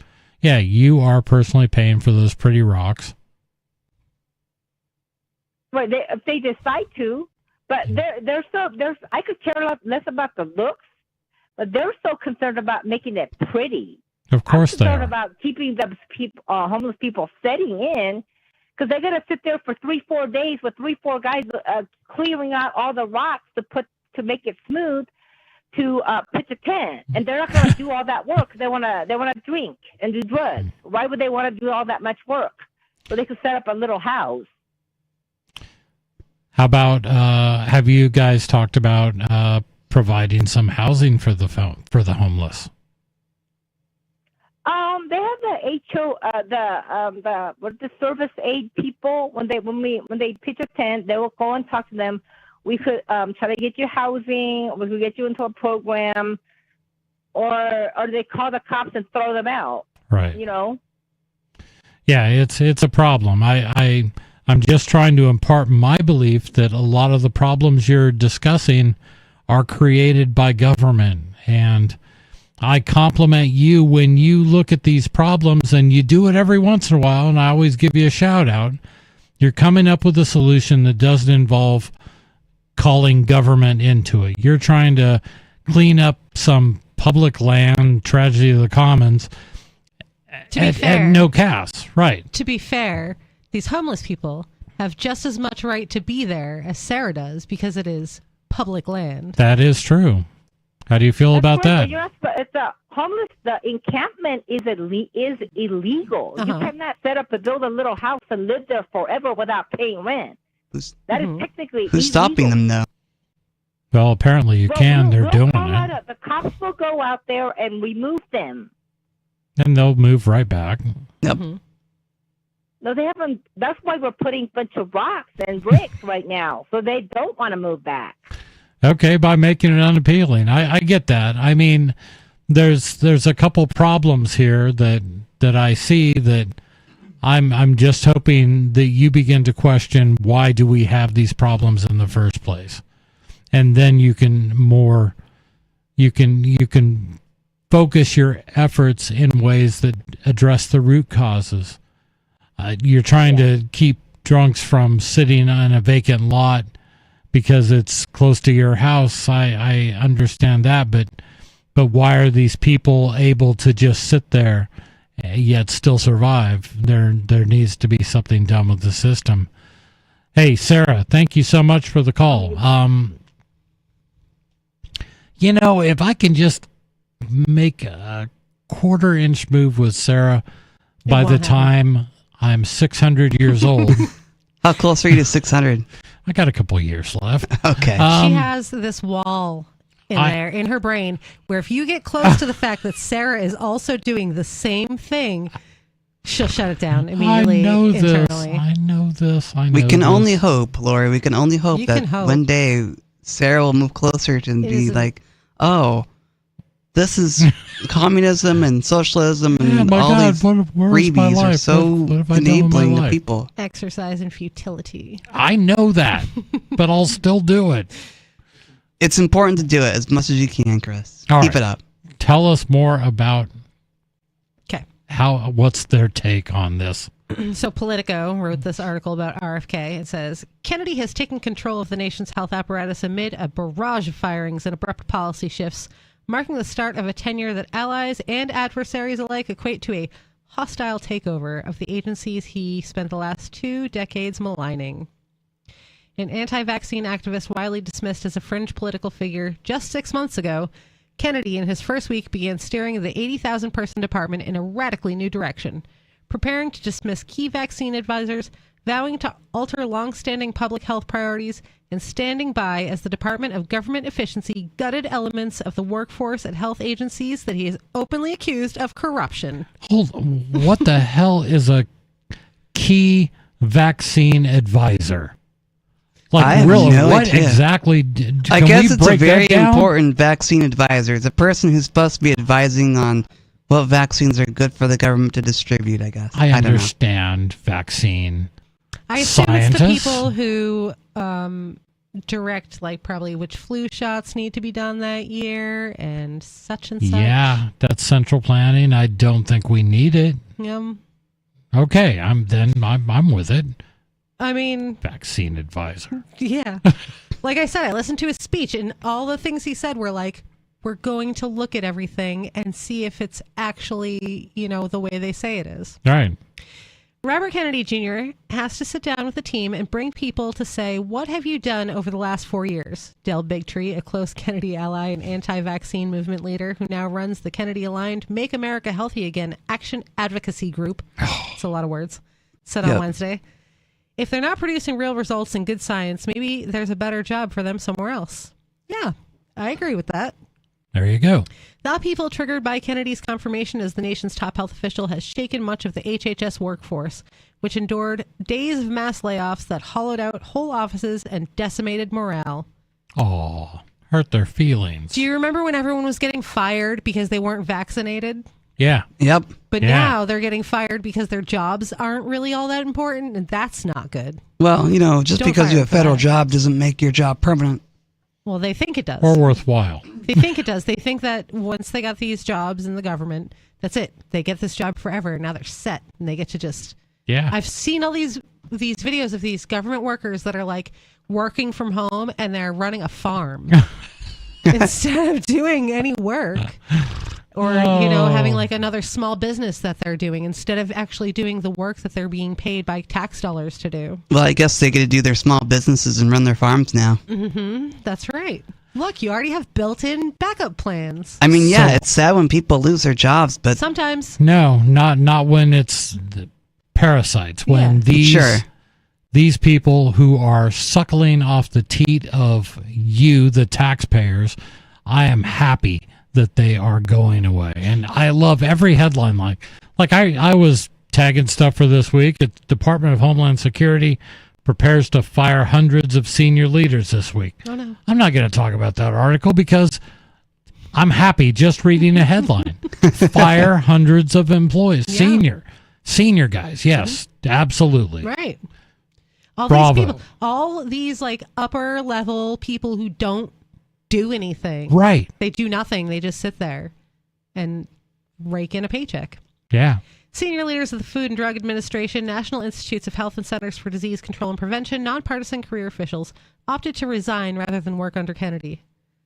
Many of those who remain are steeling themselves for demands they worry will contradict scientific and public health consensus following Kennedy's vow that nothing is going to be off limits for scrutiny. Consensus. Yes. Again, one of those words too. Yes. But that whole sentence there is supposed to sound like bad. Yeah. But what they're saying is they can't handle the fact that he's going to look at everything closely. Oh, I love to see him panic. How do they just say this with all seriousness and not see that they're just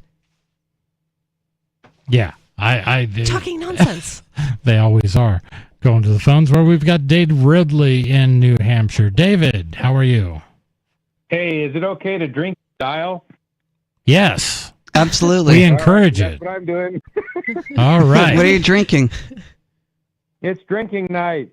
What are you drinking? That's my question. Bourbon and the bourbon with Irish cream. Oh, sounds like a fun drink. That sounds very tasty. It sure Good combo. So, reopenh.com is actually not quite my favorite organization. They're sometimes, I don't know, sometimes I disagree with them. I guess it's called rebuildnh.com. Yep. But they have so many good updates as to what's going on at the State House. I find myself constantly calling and sort of just peddling their latest updates. And I have another one that's interesting for you. Hey, David, I'm going to put you on hold, and we'll get back to you in just a moment, okay? 603-283-6160 is the number to call. You can get on the phone right after Dave Ridley updates us. This is Free Talk Live.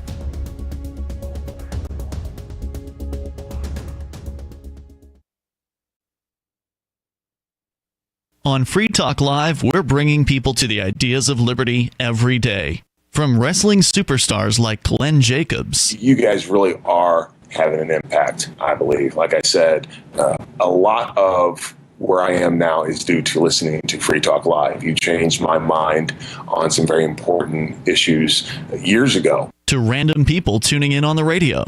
I was kind of stuck in the left-right paradigm. I heard your show by chance on a Saturday night. From there, I went on, joined the Free State Project, and become an amplifier. So, I mean, that's really the reason why I amp is because I know that if it wasn't for you guys being on as many stations as you are, I never would have found the ideas of liberty. You can help more people hear the message of liberty by joining Free Talk Live's AMPS program on Patreon for as little as $5 a month. And you'll get access to special perks. Visit amps.freetalklive.com, amps.freetalklive.com. From Feature Story News in Washington, I'm Nick Harper. The United Nations Secretary General has condemned the manner in which Hamas returned the bodies of Israeli hostages on Thursday. It comes as Israel's Prime Minister says Hamas will pay the full price for not releasing the body of Shiri Bibas. FSN's Jody Jacobs has more from UN headquarters in New York. The four people returned to Tel Aviv on Thursday morning were those of a mother and two children, along with 84-year-old peace activist Odette Lifshitz. Before handing over the coffins to the Red Cross, they were placed on a stage with armed Hamas gunmen wearing black and camouflage uniforms surrounding them. Plaques were placed on the coffins with slogans blaming Israel for their deaths. Antonio Guterres says he is appalled by the handover and that under international law, any handover of a dead person's remains must comply with the prohibition of cruel, inhumane and degrading treatment. A sentiment shared by the UN's human rights chief, who says the handover flies in the face of international law. The Trump administration is cutting deportation protections for more than 500,000 Haitians. They had been granted temporary protected status, or TPS, under former President Joe Biden, allowing them to work and live in the US after their home country was deemed unsafe. FSN's Tony Waterman has more. The Trump administration says protected status for Haitians will end in August, meaning they will lose their work permits and could be deported. The White House has already revoked this protection for some 600,000 Venezuelans. Critics of TPS say the program tends to be automatically renewed, even if the crisis in the migrants' home country has ended. The situation in Haiti has only deteriorated. According to the United Nations, violent gangs now control nearly all of the Haitian capital, while sexual violence against children surged a staggering 1,000% last year. Tony Waterman, Texas. Almost 60 million voters head to the polls on Sunday as Germany elects a new chancellor and government. The early election in Europe's biggest economy comes following the collapse of Olaf Scholz's former three-party coalition back in November. FSN's Trent Murray reports from Berlin.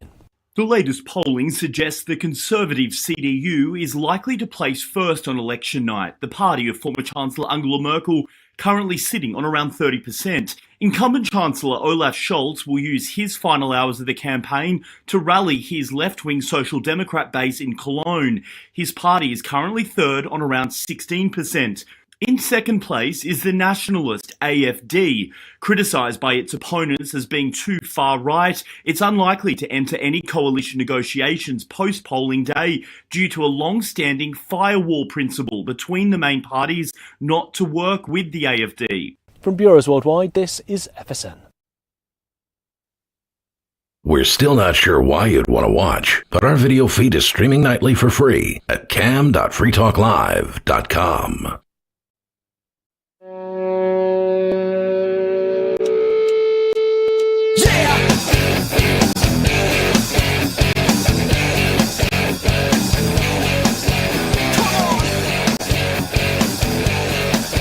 It is Free Talk Live. You still got time to call at 603-283-6160. We're going to get some updates from Dave Ripley in New Hampshire about some stuff going on that he doesn't always agree with. I'm just spending time because I got to wait for this to build up. And I know for a fact that Dave is drinking and dialing.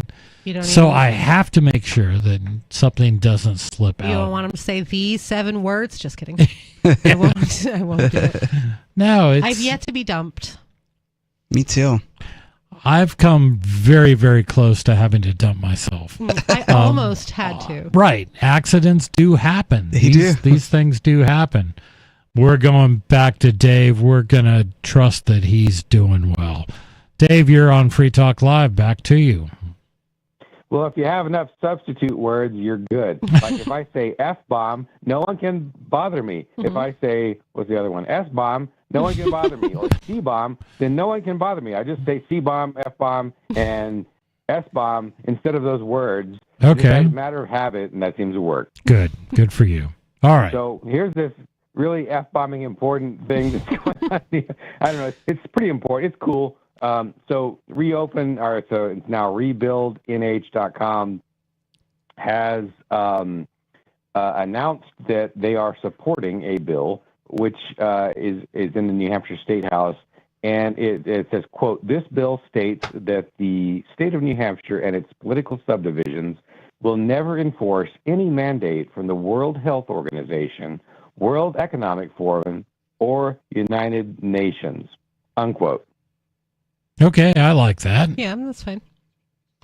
That's House Bill 584, which went to hearing on February 19th, but allegedly you can still affect the committee by emailing. So if you go to House Judiciary at rebuildnh.com, you can contact the committee and represent your opinion. And I think it's important to do that, at least in New Hampshire. Right now, I think people feel kind of safe from UN overreach because, hey, we've got Trump in there and he's not going to do anything. But eventually Trump's going to go away. So. He said he's the king now. Oh, really? Was there a coronation? He posted a picture of himself with a crown, and it says, "Long live the king." In reference to, I think it was the congestion in New York City going down. Oh, he didn't weigh in on Sarah's homeless problem? No. Oh, well. Hey, David, thank you so much for your call. We're going to go to the phones where we've got Dave in New Mexico. Dave, you're on Free Talk Live. What y'all talking about? What are you talking about, Dave? You called. I'm talking about, Riley. I'm talking about what you're talking about, man. Well, I'm talking about what you're talking about. So what is it, man? Not good radio. Well, Riley's talking about your bagpipes, your anti-car collision device. Is that what you're talking about? I have no idea what you're on about, dude. Yeah. Are you listening to the same show? Go ahead. What? Have you been listening to Free Talk Live? Have I been listening? Yeah. Since 1941. Well, the show was not around in 1941. He just waited. He listened to the dead air and waited around. Back then. The first 50 years were kind of dry. Yeah, the first 50 years they really sucked, man. And then, it started to get okay, somewhere around, let's see if I can do math, 25, around, like 2005, 2008, 2010, it started to get a little bit interesting. All right, okay. Except for that Ian guy is kind of an a-hole, that's the only bad part. We can't wait to have that a-hole back. Indeed. Yeah, hopefully somebody will throw him in prison and solve the problem. You and I have different definitions of solving problems. Oh, what's your definition? Get him out of prison right now. Yeah, free them all. Oh, Right. my solution to everything is throw him in prison. I know. I mean, if you don't kill him, you throw him in prison. Right. To everything? Yeah. Everything, man, everything. Why not, Lori? I mean, I can think of a lot of things that go on in the day where I wouldn't be like, throw him in prison. You spilled your food. Yeah, like my kid waking me up at 6 o'clock in the morning, eyeball to eyeball, like, Mom, can I have a snack? Throw him in jail. No, I thought they were going to say kill him. No. Then you wouldn't have. Well, why not? Women do it all the time. Women killing their babies. Terrible people. This is true. I would never. Are you on record with that one? Terrible people. Terrible people kill their babies. Yes. No matter whether they're indoors or outdoors. Indoors or outdoors, babies or murders. Yeah, like whether they're on one side of some muscle and fat or on the other side of some muscle and fat. Oh, I see. Very few people who have the indoor murders are good people. A lot of people are doing it for terrible reasons, making them terrible people. I would agree with that. Yes, agreed. Anybody disagree, Riley? I don't disagree. Okay, all right. How about Chris? No, I think it's a shame that people feel that that's a legitimate solution to birth control, no less. I mean, there are abstinence is a thing. Limited circumstances where it's not for terrible people reasons. I get it. I agree with that too. Yeah. Speaking of that, did you know that New Mexico is one of the very, very, very few states that has like unrestricted baby killing inside of the fat and muscle? That's terrible. Like all the way up to the end. All the way to the end, baby. Evil. You can bring an end to that baby anytime you want to, as long as it hasn't dropped out of your vagina yet. Wow. I don't know how anybody is okay with that. Yeah, and I'm skeptical of how often that really happens. Like ninth month abortions. That's exactly the communists, the leftists, the Democrats. That's exactly the argument they use when confronted with why do we have to have it all the way up to the day of birth? Why can't you set a line at like 9 months? And they'll say, well, blah blah blah. But that never really happens. Meaning they never really have an abortion after 9 months or whatever. And then the response to that is, well, then why can't we just ban it after 9 months then, if it never happens anyway? Right. Right. Mm-hmm. There are a lot of things floating around like that where people are like, that never happens. And they're like, well, then. So what's the problem? So then get rid of it. And they're like, they got rid of it. Right. Yep. Yeah. Yeah, that's crazy. Well, the real reason that they have the fight over the abortion like that is so that they can keep the people without power, the people that feel powerless, normally speaking, keep them with some self-righteous argument in order to keep them engaged in the battle and to go to the voting booth so that they can add to all the fake votes that the Democrats create. They get a few real ones from the people that want to preserve their right to kill their baby and stuff like that. Now, back in my day, Democrats voted. Even after they died, they still voted. They still do. Right, but it was straightforward, and you knew that certain areas were going to have a good turnout of the dead, and that was what we grew up with. Well, not only did they vote, they still received their Social Security check.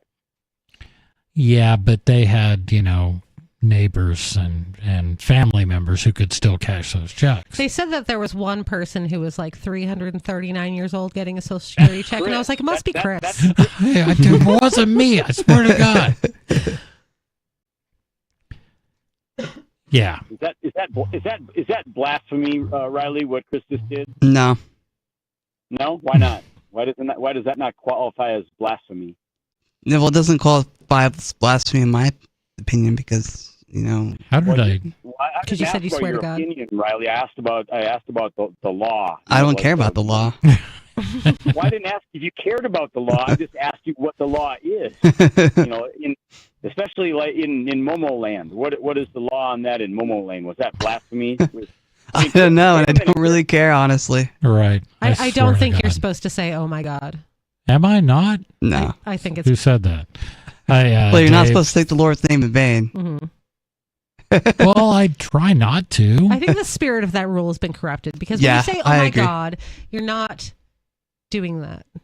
Taking the Lord's name in vain is more of a like, I'm using God to smite you or sell a product. Yeah. Well, yeah. To me, it was always like I'm cursing God, and I would not want. No. Right. This thing on? Yeah, it's on. Yes. Okay. So you're onto something. I have decided that when I say I don't want to get you in trouble. So when I say GD, for instance, that's a prayer because I'm saying God, Please. Damn that thing. Huh? What? I understand your point of view. Hey, David, thanks for the call. I've got another call I got to jump to. Oh, sorry. Have a great day. Evening. Sacramento, you're on Free Talk Live. No, they're not. So they keep popping up.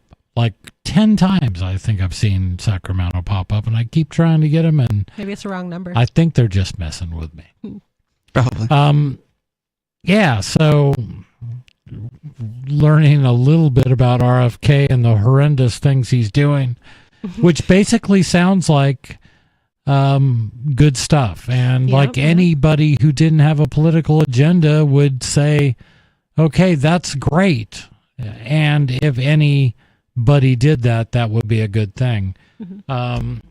This is an article from Reason, who I'm not off to go to, but they sometimes have a good one. This is titled The Best Executive Order Yet. You decide. A pretty good start. On Wednesday, President Donald Trump signed what might possibly be his best executive order yet, focused on majorly curbing the power of agencies within his purview. Quote, "It is the policy of the administration to focus on the executive branch's limited enforcement resources on regulations squarely authorized by constitutional federal statutes and to commence the deconstruction of the overbearing and burdensome administrative state," unquote, reads the executive order. Moving down past all the tweets, consider it in full. Within 60 days of the date of this order, agencies' heads shall, in consultation with the Attorney General, as appropriate, identify the following classes of regulations. 1. Unconstitutional regulations and regulations that raise serious constitutional difficulties, such as exceeding the scope of the power vested in the federal government by the Constitution. 2. Regulations that are based on unlawful delegations of legislative power. 3. Regulations that are based on anything other than the best reading of the underlying statutory authority or prohibition. 4. Regulations that implicate matters of social, political, or economic significance that are not authorized by clear statutory authority. 5. Regulations that impose significant cost upon private parties that are not outweighed by public benefits. 6. Regulations that harm the national interest by significantly and unjustifiably impeding technological innovation, infrastructure development, disaster response, inflation reduction, research and development, economic development, energy production, land use, and foreign policy objectives, and regulations that impose undue burdens on small business and impede private enterprise and entrepreneurship. Sounds great. So, this broadly written order directs federal agencies and their departments of government efficiency teams, DOGE teams, to comb through the regulations for any that violate the administration's priorities, among other factors, unquote, reports Politico. Quote, "The Office of Management and Budget will then develop plans to rescind or change the regulations. This is huge for anyone who cares about beginning to peel back the administrative state or the nasty and overgrown fourth branch of government that's amassed far too much power. It's a thermonuclear deregulatory warhead," unquote, says regulatory policy wonk Daniel Goldbeck on X. Of course, we have to see how it gets implemented. Trump's first term quote, /2 regulations for every one that you add, unquote, policy was useful, but it didn't go nearly far enough. Without clear defined metrics and proper incentives, this executive order might not end up accomplishing everything a libertarian might wish. but just defining the problem properly and outlining a clear vision for how it can be handled as a massive cut might be a good start. So I don't know. Is that the best executive order? It's pretty good. It sounds good to me. It is, and I like the fact that it's enormously broad. Mm-hmm. It pretty much lays everything out there to the chopping block. Mm-hmm. And I think if this country were ever to come back to some semblance of normalcy, it takes something of this scale to do it. Yep. Everyone's so upset about all these things happening. Right. And I don't understand why. Like, I understand why, like, people in power would be upset about these things. But Right. I see, like, normal citizens very upset Yeah. about all of these things that are happening, deregulation and, like, looking into the Department of Health stuff and Or the Department of Education. or the Department of anything. Education or the IRS or the CIA or the FBI. So I haven't- declassifying the JFK files and like the Epstein files and all of this stuff. Like, why are you guys mad? What are you mad about? Right. I haven't seen that much defense of the IRS cuts. Yeah. I haven't. I really haven't read the level of vitriol that we've seen about other ones like Health and Human Services. And I saw a riot basically happening where people were calling for like death and impeachment and death because of, kill him. If that doesn't work, impeach him. Yeah. Well, I mean, that's basically what they tried to do. They did try to kill him, and that didn't work. So now they're going to try to impeach him. Well, they did that too. And they tried that too. So, but like, I don't understand why the average person is mad about this. What are you mad about? I have not seen them put into words what specifically they're mad about. Just they're mad. Orange Man bad and Elon bad. Yeah. And that's it. Why do you not want to know what's in your drugs? Why do you not want to know like where all the money that you've been paying in taxes is going? Yeah. Are you worried that you're not being taxed enough? Yeah, right. You can send them money for free. Yeah. Like you can just send it to them. I don't think that they'll be like, no, thank you. Right. They'll absolutely take donations. Yeah.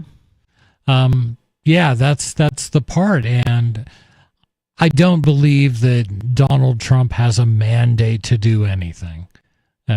Because a mandate would say something other than 25% of the country voted one way or another. Mm-hmm. Yeah.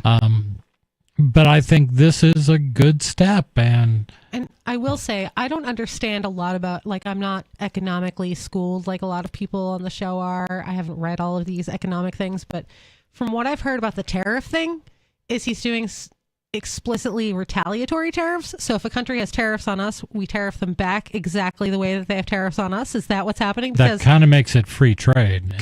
Right. So why is that bad?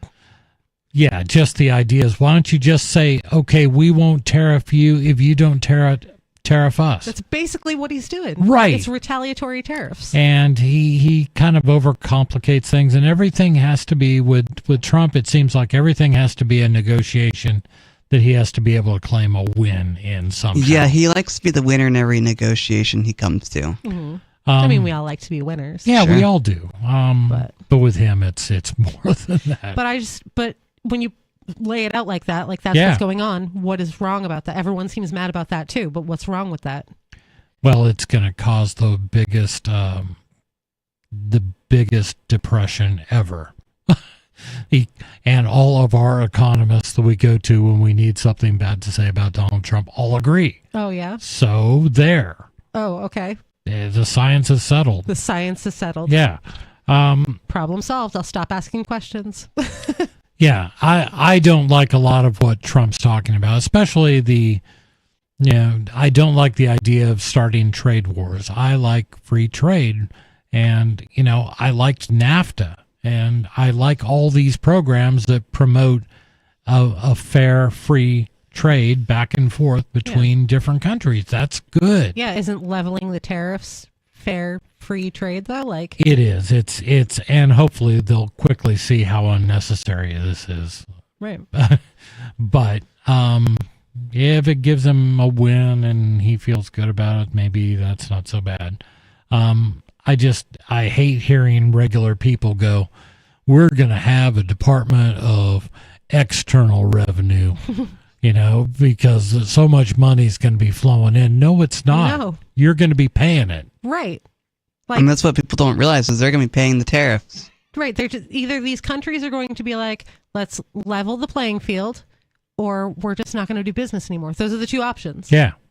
And either way. And the American people are not going to put up with lopsided tariffs that are going to make their lives more expensive. Right. And Donald Trump is, I have no doubt he's very sensitive to inflation, and I just don't know if his advisors are explaining things in ways, are they using small enough words that he can understand this?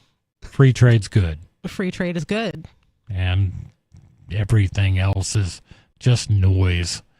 And but I heard Elon say something about he was hoping to get Ron Paul interested in the Fed chair.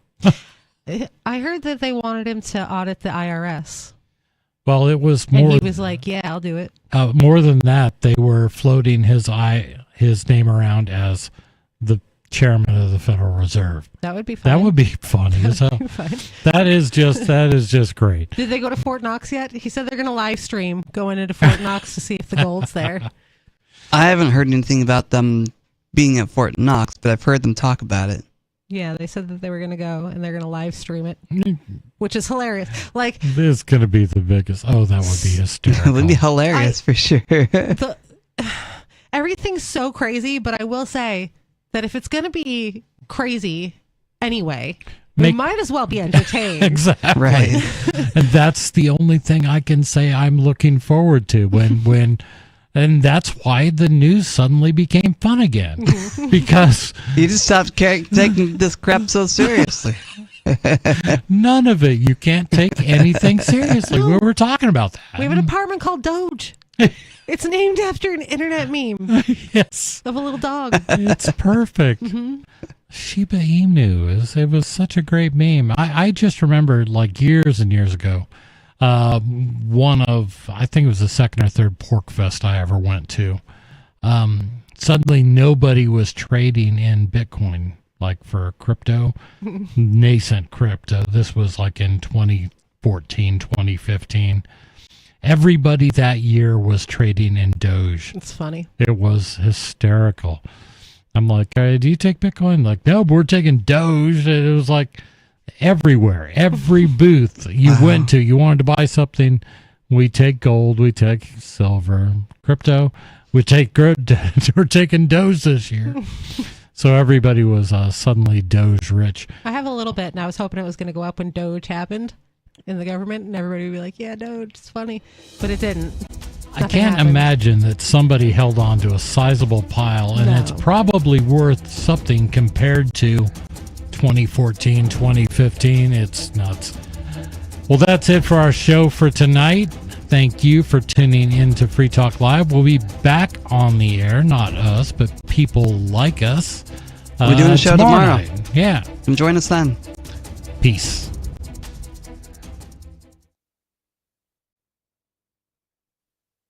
Join liberty-minded voluntarists, anarchists, and libertarians from June 13th through the 16th for the 8th annual Fork Fest at Rogers Campground in the beautiful White Mountains of New Hampshire.